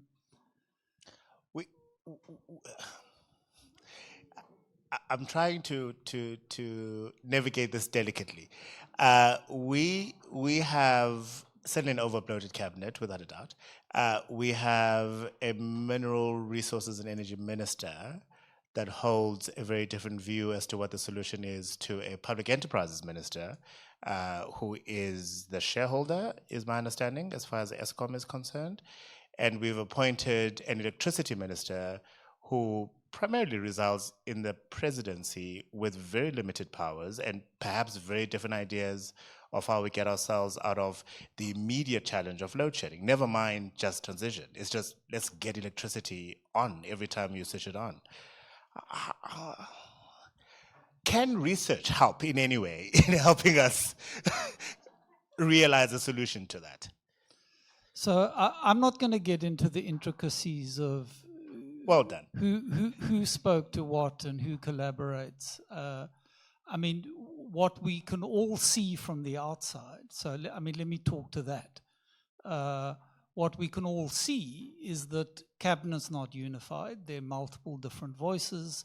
This is a very contested battlefield.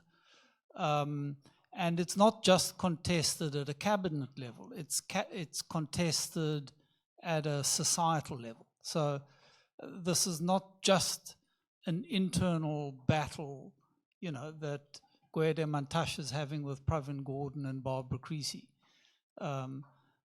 This is embedded in society, and there are forces at play that recruit people to the agenda, including academics. So, you know, you are not innocent bystanders in this. Some of you add enormously positively to the debate, and they're members of the academic community, particular. I mean, you know, the nuclear lobby is now surfaced, and their kind of climate disinformation is absolutely vitriolic. It's really appalling what that lobby is up to. And there are a number of prominent academics supporting that. So let's try and be positive, all right? I think on the just transition side, there's areas of much closer collaboration that are needed. So if you're standing as a policymaker, I mean, we're principally, as in the Commission, we digest the outputs of the academic community. We don't, most of our work is commissioned out, and we tap as broadly as possible the intellectual capacity that's out there.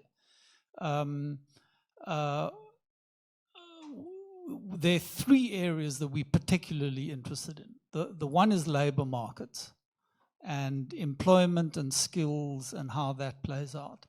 The second is industrial policy. And the third is social policy and the kinds of income support mechanisms that are required. In all of them, I would say, you know, the output of the academic community and the needs of policy around the transition are imperfectly aligned. So there's some good work happening, but there's not enough in the right places at the right time answering the right questions. So conferences like this, I think, are profoundly important. I mean, I'm sorry for my derogatory comment earlier. I would like to say, well done to the conveners for organizing this. I think this is precisely what you want, where you've got policymakers signaling to academics, these are the issues we're grappling with, this is where we think the trends are going, these are the kinds of questions we'd like answered, and we need to hear from academics. This is what we think is relevant. These are the kinds of intellectual challenges and debates that we're having, and we need to hear that and respond to it. So this kind of, you know, it's not a two-way, it's not a one-way conversation. It's a very important two-way conversation. And I think we should institutionalize it. I think we should be doing a forum like this at least every second year, maybe annually. If I know it takes an enormous amount of work under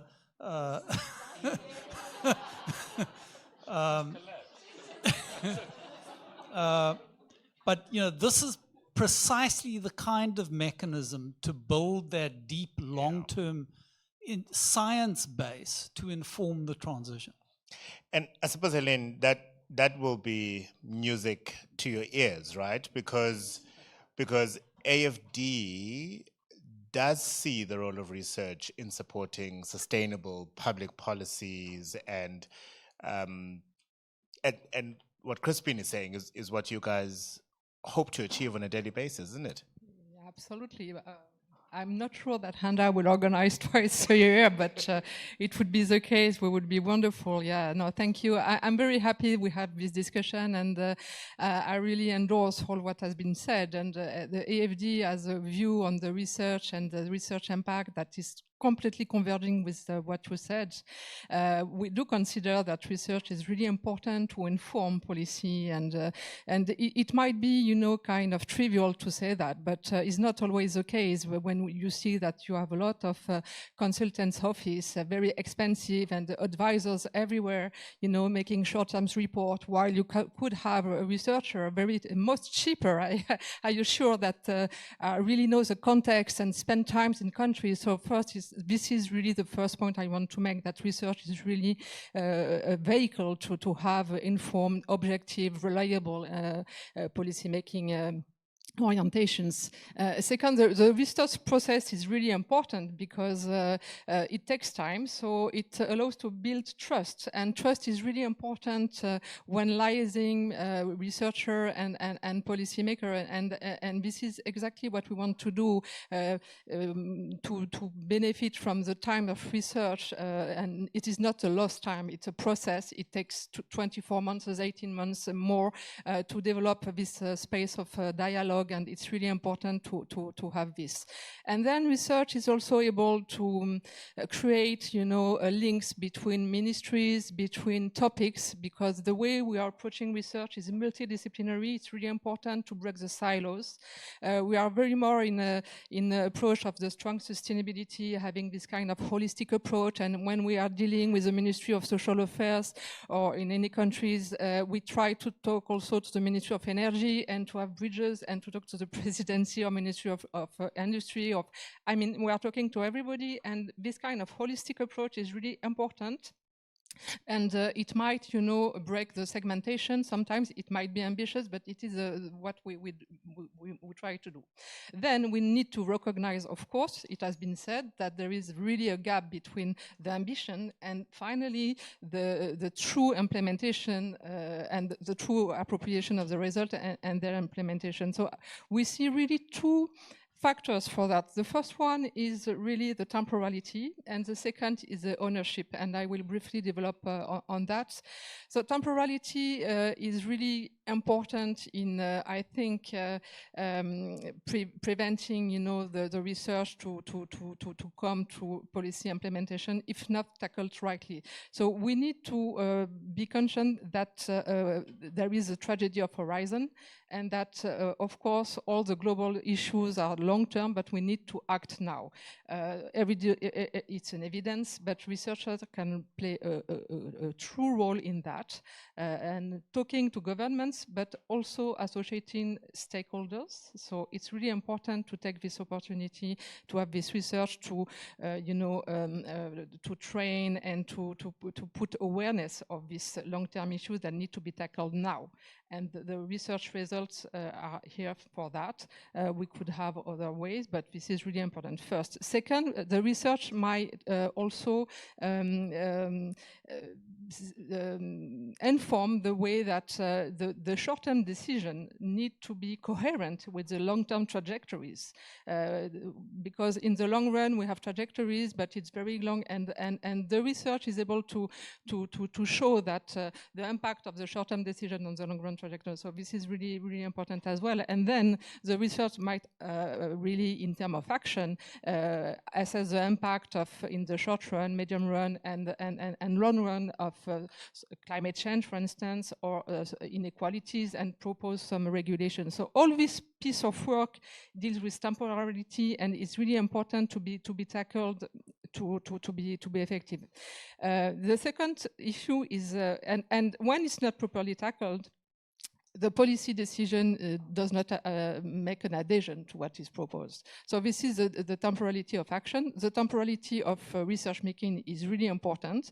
Policymakers want to have the results now, so we need to anticipate. Researchers need to be, listening what will be the challenges of tomorrow and to anticipate the research. We try to do that, to have, this kind of vision, what will be the very important topic, and this is in the temporality of making research. What is really sometimes an issue is the temporality of political cycle, because when you have very frequent turnovers, you might start a research in some topics with one government, and then the changes dilute everything. So we don't have really solutions, but we can try to have some kind of persistent and long-run, contributor and interlocutor in different administrations. So this is really the point I wanted to make. So that was on temporality. And on ownership, our view is that often the research is not adopted or is not listened to because it's not appropriate is not endorsed or owned by the policymakers. And why? Because what is important is to have research commonly on topics commonly defined with the policymaker.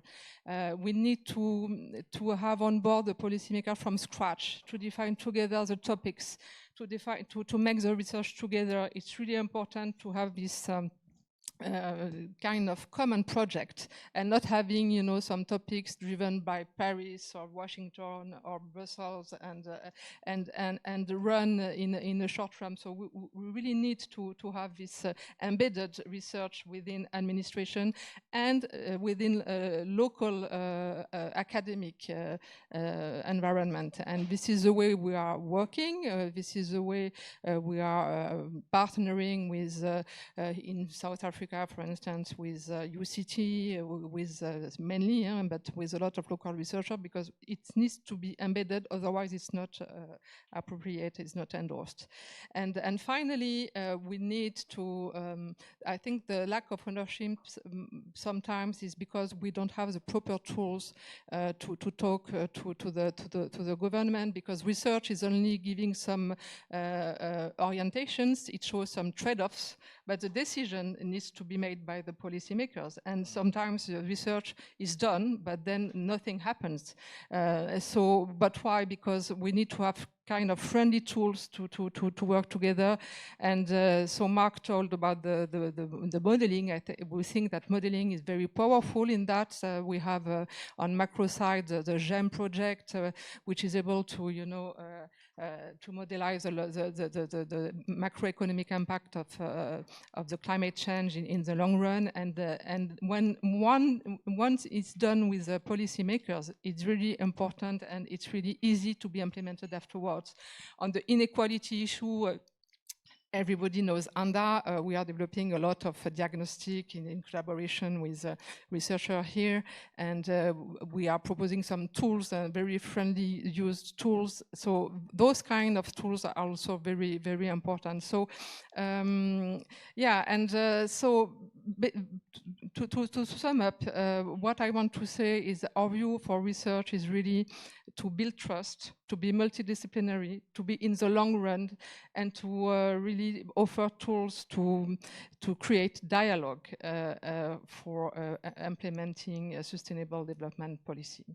And for me, I think the main takeaway there is actually getting the policymakers in the room from the start.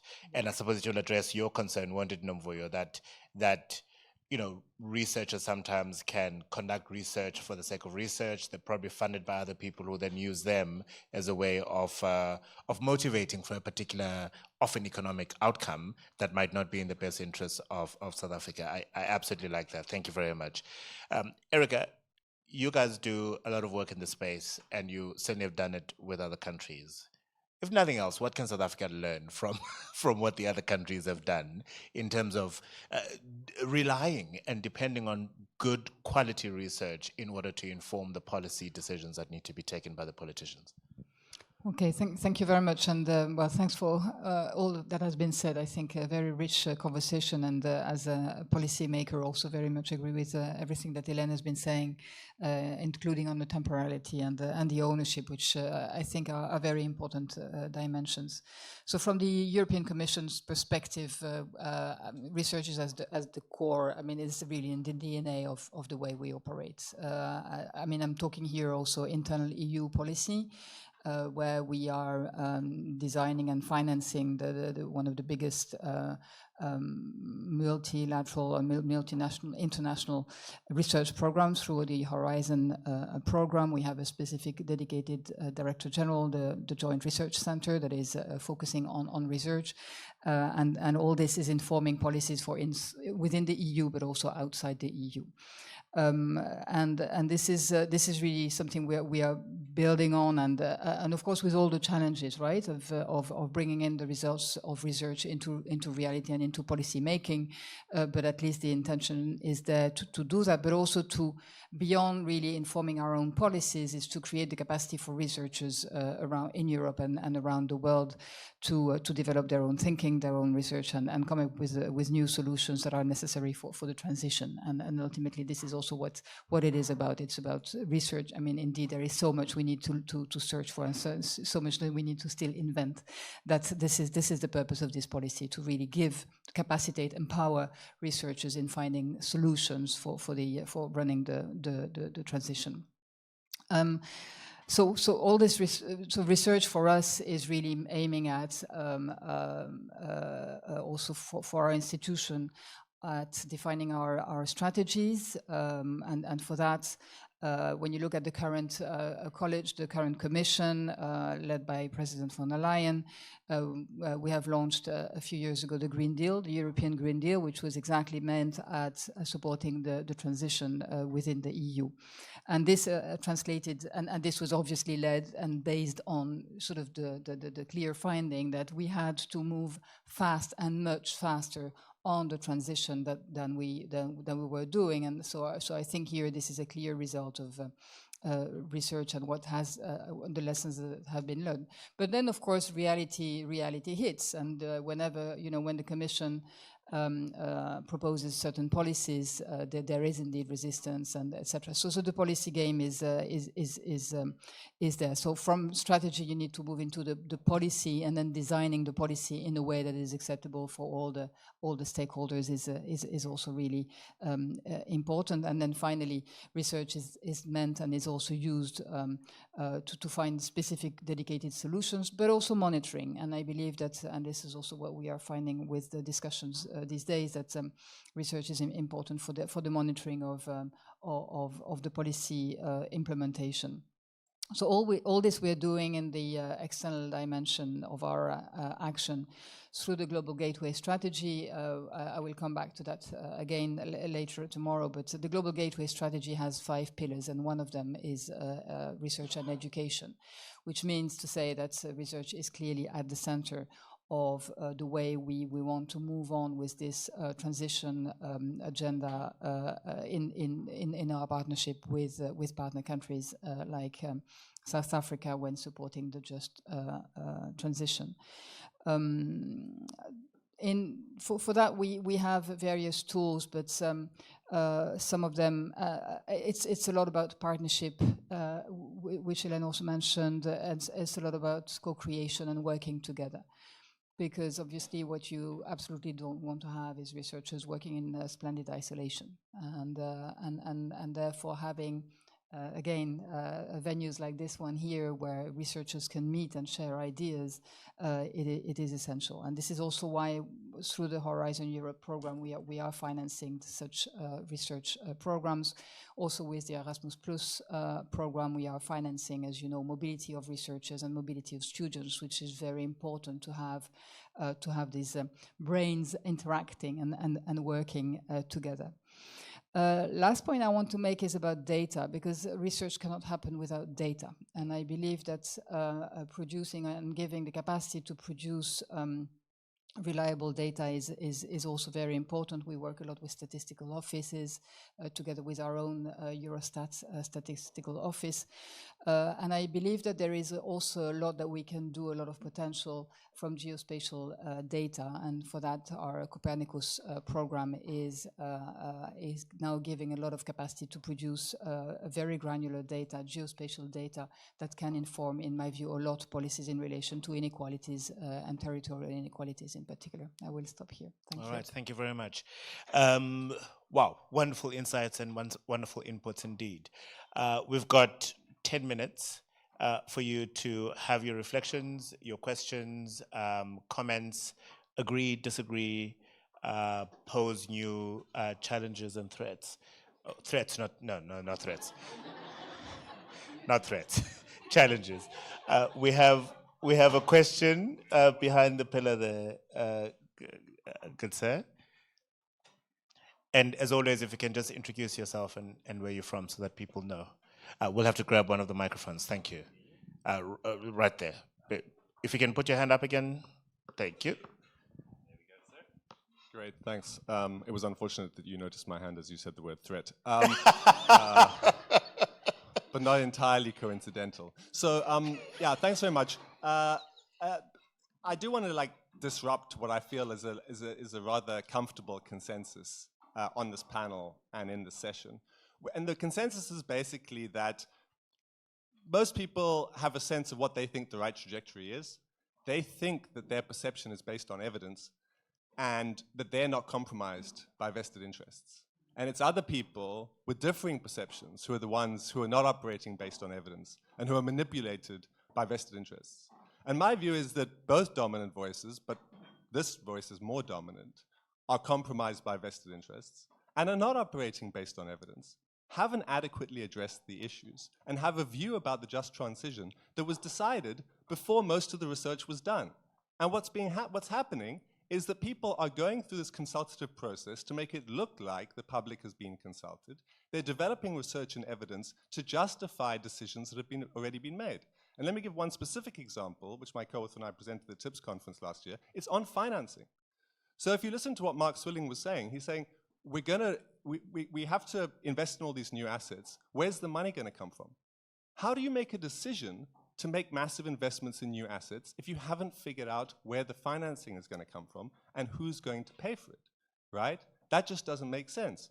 And when we challenged Rudi from the presidency last year about the issue of, for example, you're encouraging decentralized energy generation. Where's the modeling that shows what the impact is going to be on Eskom's finances, municipal finances, electricity tariffs, and the burden on ordinary citizens? And his answer was, we should look into that. Now, I'm sorry, but that is not an evidence-based approach.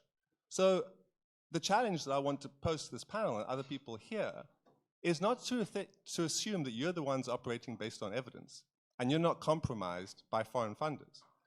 And this is a point I've been making. No, I'm almost done. I just want to say one thing. When I raised these points in relation to the nuclear deal, which was also raised here, that was popular with some of the people in this room and some of the people linked to renewable energy interests. But when one applies those same principles to renewable energy, people are not so happy.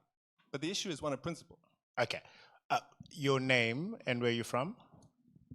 Sean Muller, Johannesburg Institute for Advanced Study. All right, cool. I'm going to give it to Mark, if that's okay, because he was named in that conversation.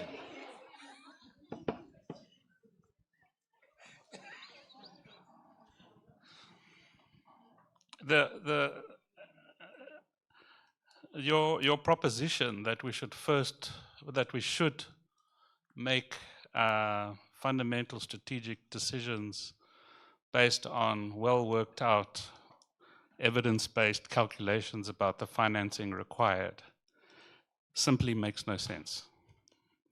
That's not how the world has changed. The world changes as conditions change. And we realize that the previous paradigms that governed the way policies were formulated are no longer valid.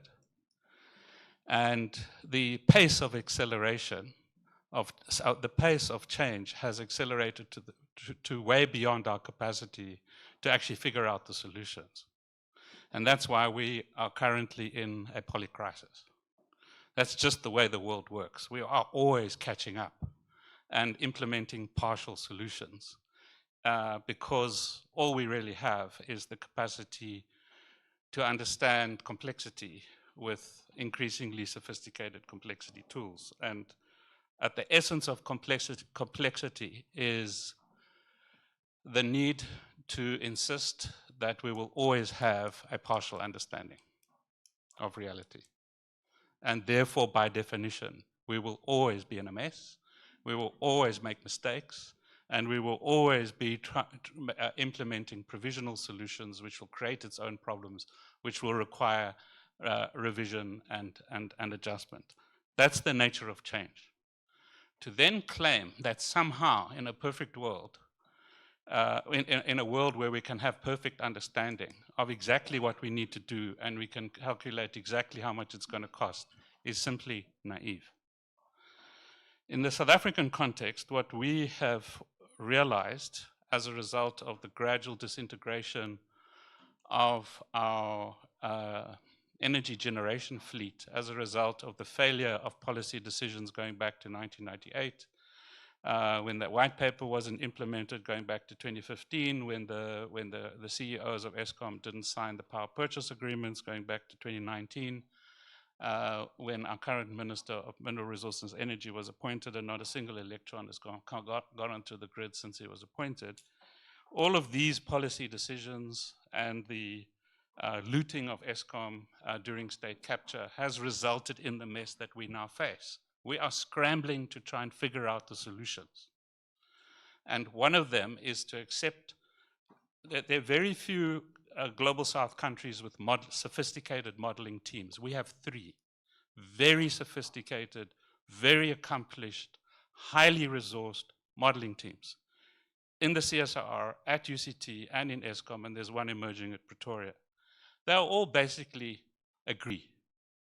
The data and the modeling work is aligned on what is the lowest cost, best solution for ensuring energy security. There's no conspiracy between them. There's no like cabal that gets together and say, let's all have the same solutions. It just doesn't work that way. So that's the core of the science. But the problem when it comes to finance is that a lot of economists assume you get the basic economic modeling right and finance will follow. That's also just not true, because we don't actually understand our financial system very well. As a system, we don't have a systems view of the financial sector.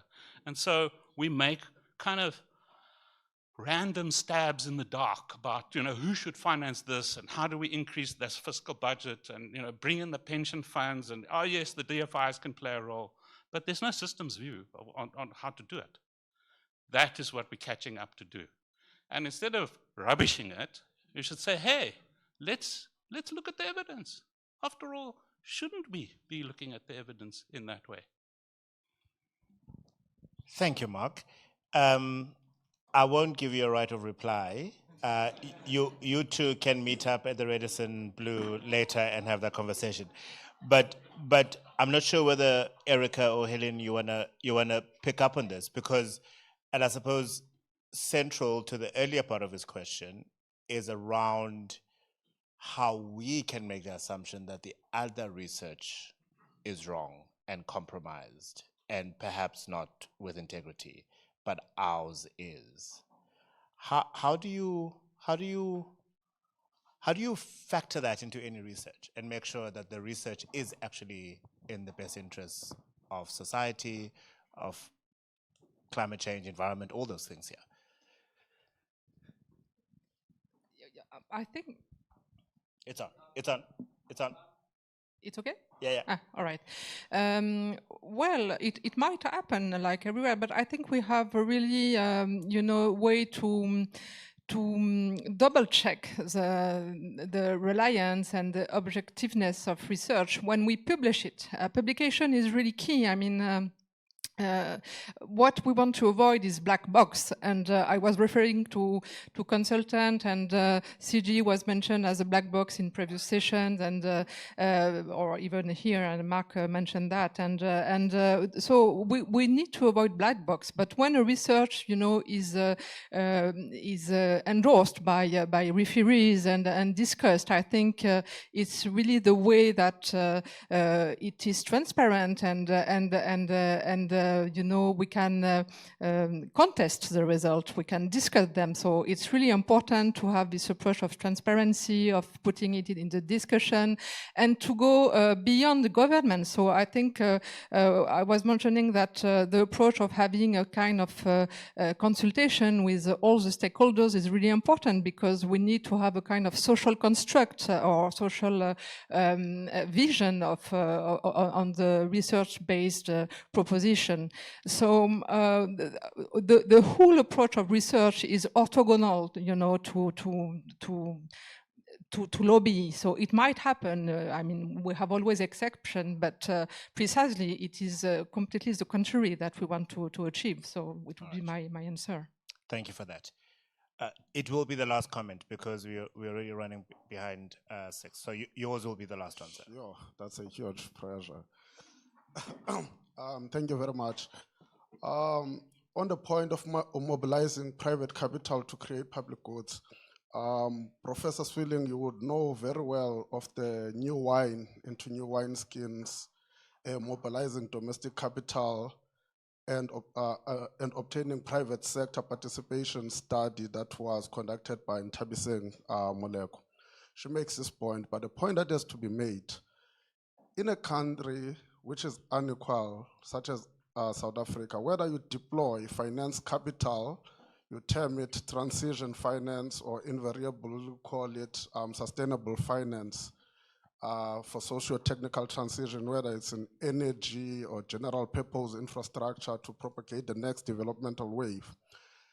That in and of itself does not deal with the question of inequality or just transition. You still have this problem, whether it's sustainable finance or not. And for the fact that it's a private capital, it does have a potential to exacerbate these rifts that we still have in society. We haven't dealt with that.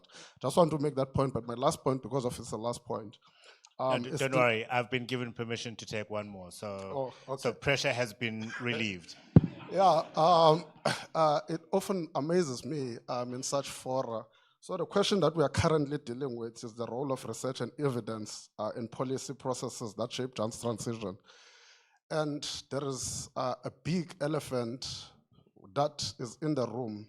I'll underscore evidence. I think we're underestimating the role of consultancy in terms of evidence in South Africa. The political economy of consultancy firms in reform processes in South Africa. Why I'm bringing that to the fore? The research that has infiltrated our institutions in terms of advisory and people who've assumed central roles in government institutions have been consultancy firms. Deloitte, McKinsey, Bain and Company, center of the so-called state capture. They are also producing what you call research and evidence. What they've done is to infantilize the state, go to National Treasury, go to ESCOM, go to any state entity and see who is responsible for shaping business development strategy and so on. They are also producing research. So for academics who are sitting in this room, at least in the last few years, your impact within the South African political economy in terms of research hasn't been so impactful, but consultancy firms with vested interests. So you cannot have a conversation about research shaping policy without bringing into foregrounding the role of consultancy firm and their research and advisory in the reform processes in South Africa. Thank you very much. Well, the entire room is in agreement with your last statement. And Nomvuyo, I'm going to give that to you. Would you like to respond to? Here's a mic. Oh, there you go. It is on. Is it on? Okay. I'm not quite sure how I would respond coming from the National Treasury, because part of my introduction was to speak to the very strong linkages that we have with academics through the SA Tide process. And as far as I'm aware, there wouldn't be an over-reliance or even an excessive use of consultancies, other than for very specific technical kind of work, such as been done for ESCOM. But that finds its way through the various policy filters before it is even considered for implementation. I think when one then talks about broader government, you may get a very different picture. And it's not quite clear to me that consultancies have infantilized the state so much as the state has found itself in such a broken down state that you don't have capacity in departments to even do basic things. So then the question is, do you then say, well, we can't do it, but we're not going to bring in anyone else to do it. We're just going to fold our arms, because that does happen. That's why you have widespread service delivery failures.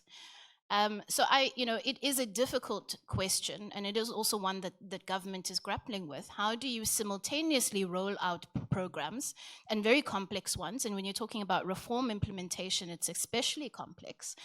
There's a dearth of skills generally in South Africa, never mind in the public sector. So how do you do that? Or do you just sit back and say, well, we can't do it, and therefore no one else is going to do it? What we're trying to do is set up structures. You would have seen in NECOM with the National Logistics Crisis Committee, which are actually led in a partnership form between government and the private sector. We're saying, look, we need each other here, and let's set up a transparent framework or way of working together that we can actually roll out these reforms, but where there are Chinese walls around sensitive areas, where business should not get involved in policy decisions, but can be involved, for example, in operations. So it's not perfect, but I think let me this is where we're coming from. Push a little bit and drive home the point he's making. One only has to listen to the Auditor General whenever she's giving feedback to Parliament to appreciate the challenge that consultants are presenting to the running and the administration of the country. And that speaks to your point that, if we can't do it, what does that mean? That do we not bring anybody else? But the point he's driving home is that and we see this in the volumes of chapters delivered to the president by the State Capture Commission, that certain consulting organizations and entities were critical and essential in the capturing of the state.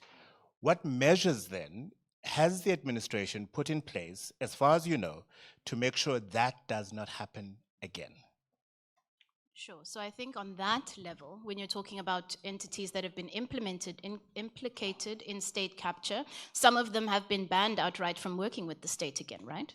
But those processes do take time. So McKinsey, for example, has been blackballed, and you're not able to, they're not listed, for example, on the Treasury's central supplier database, and you're not, as far as I'm aware, legally allowed to, from government, contract with that with an entity like that again. So there is a blacklisting process in place. But again, you can't, it's very difficult in our system to look over the shoulder of every single official and CFO to make sure that they are not contracting with consultancies that they shouldn't be. I wish you would, because the cost of doing that is going to be so much cheaper than the billions of rands that we're losing to corruption in this country. But policing corruption is not...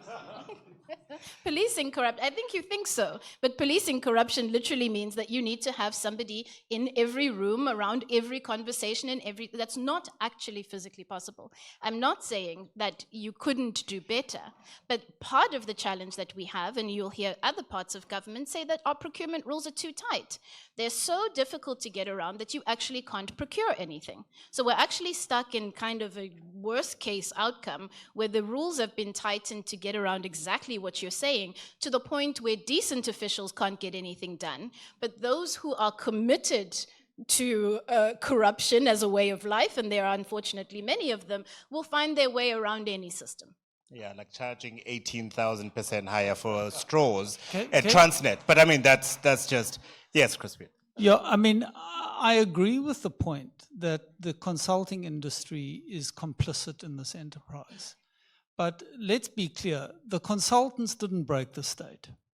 The state has been deliberately incapacitated, it's been deliberately broken in key places to enable rent extraction. That's what's happened.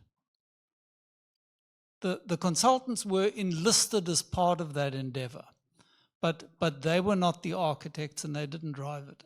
It's a misdiagnosis of the problem. Okay.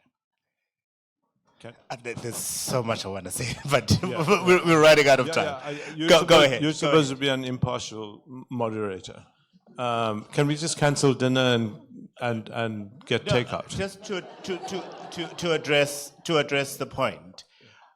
The good thing about me is that I'm not an academic. The good thing about me is that I'm not in government, and I'm not a consultant. What I am is a South African who's impacted by the research that is conducted, the policy that is formulated by government, and therefore, Anda and the team employed me to interrogate the answers that are coming in here. But to your point, sir. Was that in defense or mitigation? You can choose whichever way. If there can be a slip twixt the cup and the lip, can you imagine the slippage between primary research, quantitative and qualitative, leading through the lenses of those who have done it, to certain, for want of a better word, multiplicity of potential outcomes, and then you put the lens of political economy in a national context over that. I think that research, primary, secondary, as well as action research, by the way, is absolutely necessary to at least inform the power structure that eventually has a mandate, for better or worse, to make the decisions that they need to make. And even there can be slippage, as we've seen in our own country. I'm surprised that Crispian rose to the bait with respect to the question of consultants, but we got lost when Mark found that he was being criticized personally. In that same comment was an accusation that the just transition premeditatedly has been imposed on South African society, and I'm surprised nobody addressed that issue. Well, Crispian, you were mentioned by name, so perhaps we should give that to you. I'm Deepak Patel, and I sit on the board of that organization that paid those millions of rands for the straws. By the way, they were not drinking straws. They were alcohol breath straws. Okay, they were still 18,000% higher than what they cost. Yes, Crispian. Yeah, I mean, my only reply on whether the just transition is a domestic or a foreign agenda is that this transition's clearly going to have major economic and social consequences. And the choice in front of us is whether we want to proactively manage those and respond to them, or whether we want to enter this in a laissez-faire, anything goes, which will have profound impacts on inequality in our country. So the just transition is at its core a national development strategy. It's looking at the transition through the lens of the development interests of our people, their livelihoods, their protection measures, their ability to have resilience to the impacts of climate change.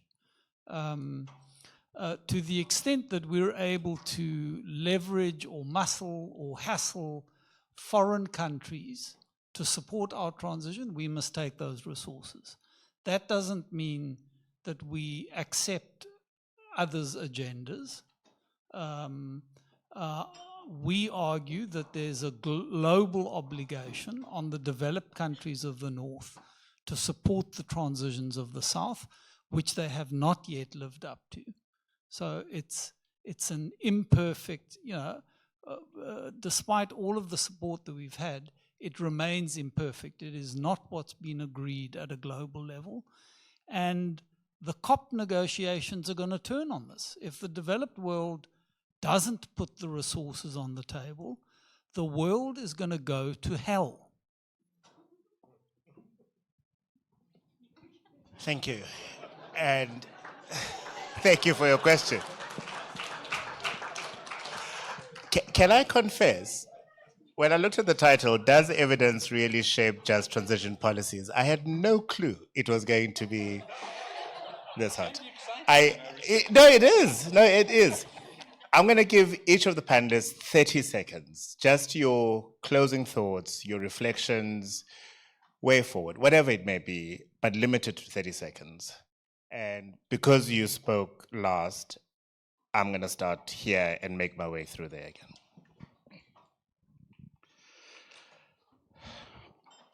I think we need to accept that the delay in publishing the IRP as our national framework for the energy transition is because they have tried to torture the data for so long, and it still refuses to confess.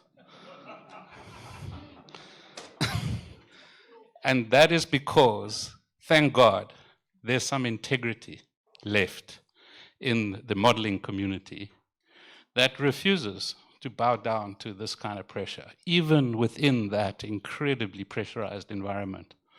I just shake my head when I think what pressure those people who are involved in trying to write that document must be. And yeah, so my concluding comment is that it's the research community, which has got a range of different interests behind it, we can never deny positionality, that must continue to stand up and talk truth to power. Thank you. Maybe just a word on the financing, because this has been also addressed quite a lot. I think it's indeed important to find the financing where it is while maintaining the independence, which is the goal of this country, if I understand properly. On the EU side, indeed, they're working very much on the sustainable finance agenda, and also having established a high-level experts group on sustainable finance, working outside of the EU in order to leverage exactly what you were saying at the beginning, leveraging financing where it is, which is mostly on the private sector side, and making this financing available for the needs of the financing of the transition, and this working very much with European actors and European development finance institutions like the IFD and others. There's a big agenda out there, which is the MDB's reform, which I believe is also quite critical, the multilateral development banks reforms, which is very critical in ensuring that the proper financing is made available to the countries where it is needed to finance the policies of the countries. But this said, if funding is available, and funding is available, it also needs to be implemented in alignment with national policies. And for that, there also is a need for a national political will in actually using the financing that is made available. So that's on this financing aspect, which I think is absolutely critical. COP will be indeed a turning point, but I think that the 100 billion target is going to be reached. But now there is also a responsibility on the partner country side to implement and to use this money that is made available in a sensible manner. Thanks. It works, yes. On my side, what I want to reckon from today's discussion is really complexity, is dialogue, is to confrontation, to not to be agreed together, and I think research is really that. To create a space of discussion in a time where people sometimes wants to stay with their community, with their own issue, and researcher gathers through confrontation, through trade-offs, but at the end we are all together around the research results and commonly deciding on the future. So I think it's maybe naive, but it's really coming from complexity, not deny the reality, the complexity, the trade-offs, and to move forward. So I'm going to pick up where Crispian left off and kind of say, it's interesting to be a policymaker in the middle, because you're criticized when you move too early and try and get ahead of the curve with the just transition. You haven't done this, you haven't modeled this, you haven't modeled that. You're also criticized when you're very far behind the curve and you have an energy crisis. You didn't do this, you didn't do that, you didn't, right? So you can't sit always and wait until you imagine that you have all of the answers in the world in the context of a very rapidly changing environment. It's an imperfect art, and I think we do the best with the research that we have at our disposal. What we can commit to is engaging more with researchers, but we can't commit that we are always going to reach agreement on the decision that needs to be taken in the moment. Thank you. Yeah, I mean, having shot my mouth off now so many times, let me try and say something like, just rational and calm. So on the subject of research integrity, which I think is fundamentally important, and it's very good that we were discussing this earlier. First, you've got to ask the right questions. So don't prejudge, don't ask questions in a way that prejudge the answer. Run a transparent process, get a multiplicity of views, open it up to as wide a possible stakeholder engagement process. Triangulate your findings, like the IPCC, do a full meta-analysis so that you understanding the spectrum of academic work that's out there. So all of that is fundamentally important. I do want to conclude on a high point. I mean, I've been following this just transition debate for a while. It's really thrilling to watch. I mean, a few years ago, it was sort of quite a niche debate. It was in the ILO. I mean, they've been championing it. It was in the international labor movement. We, were pushing initially as South Africa a little bit in advance of other developing countries and developed countries. I've now seen this thing suddenly germinate and go viral.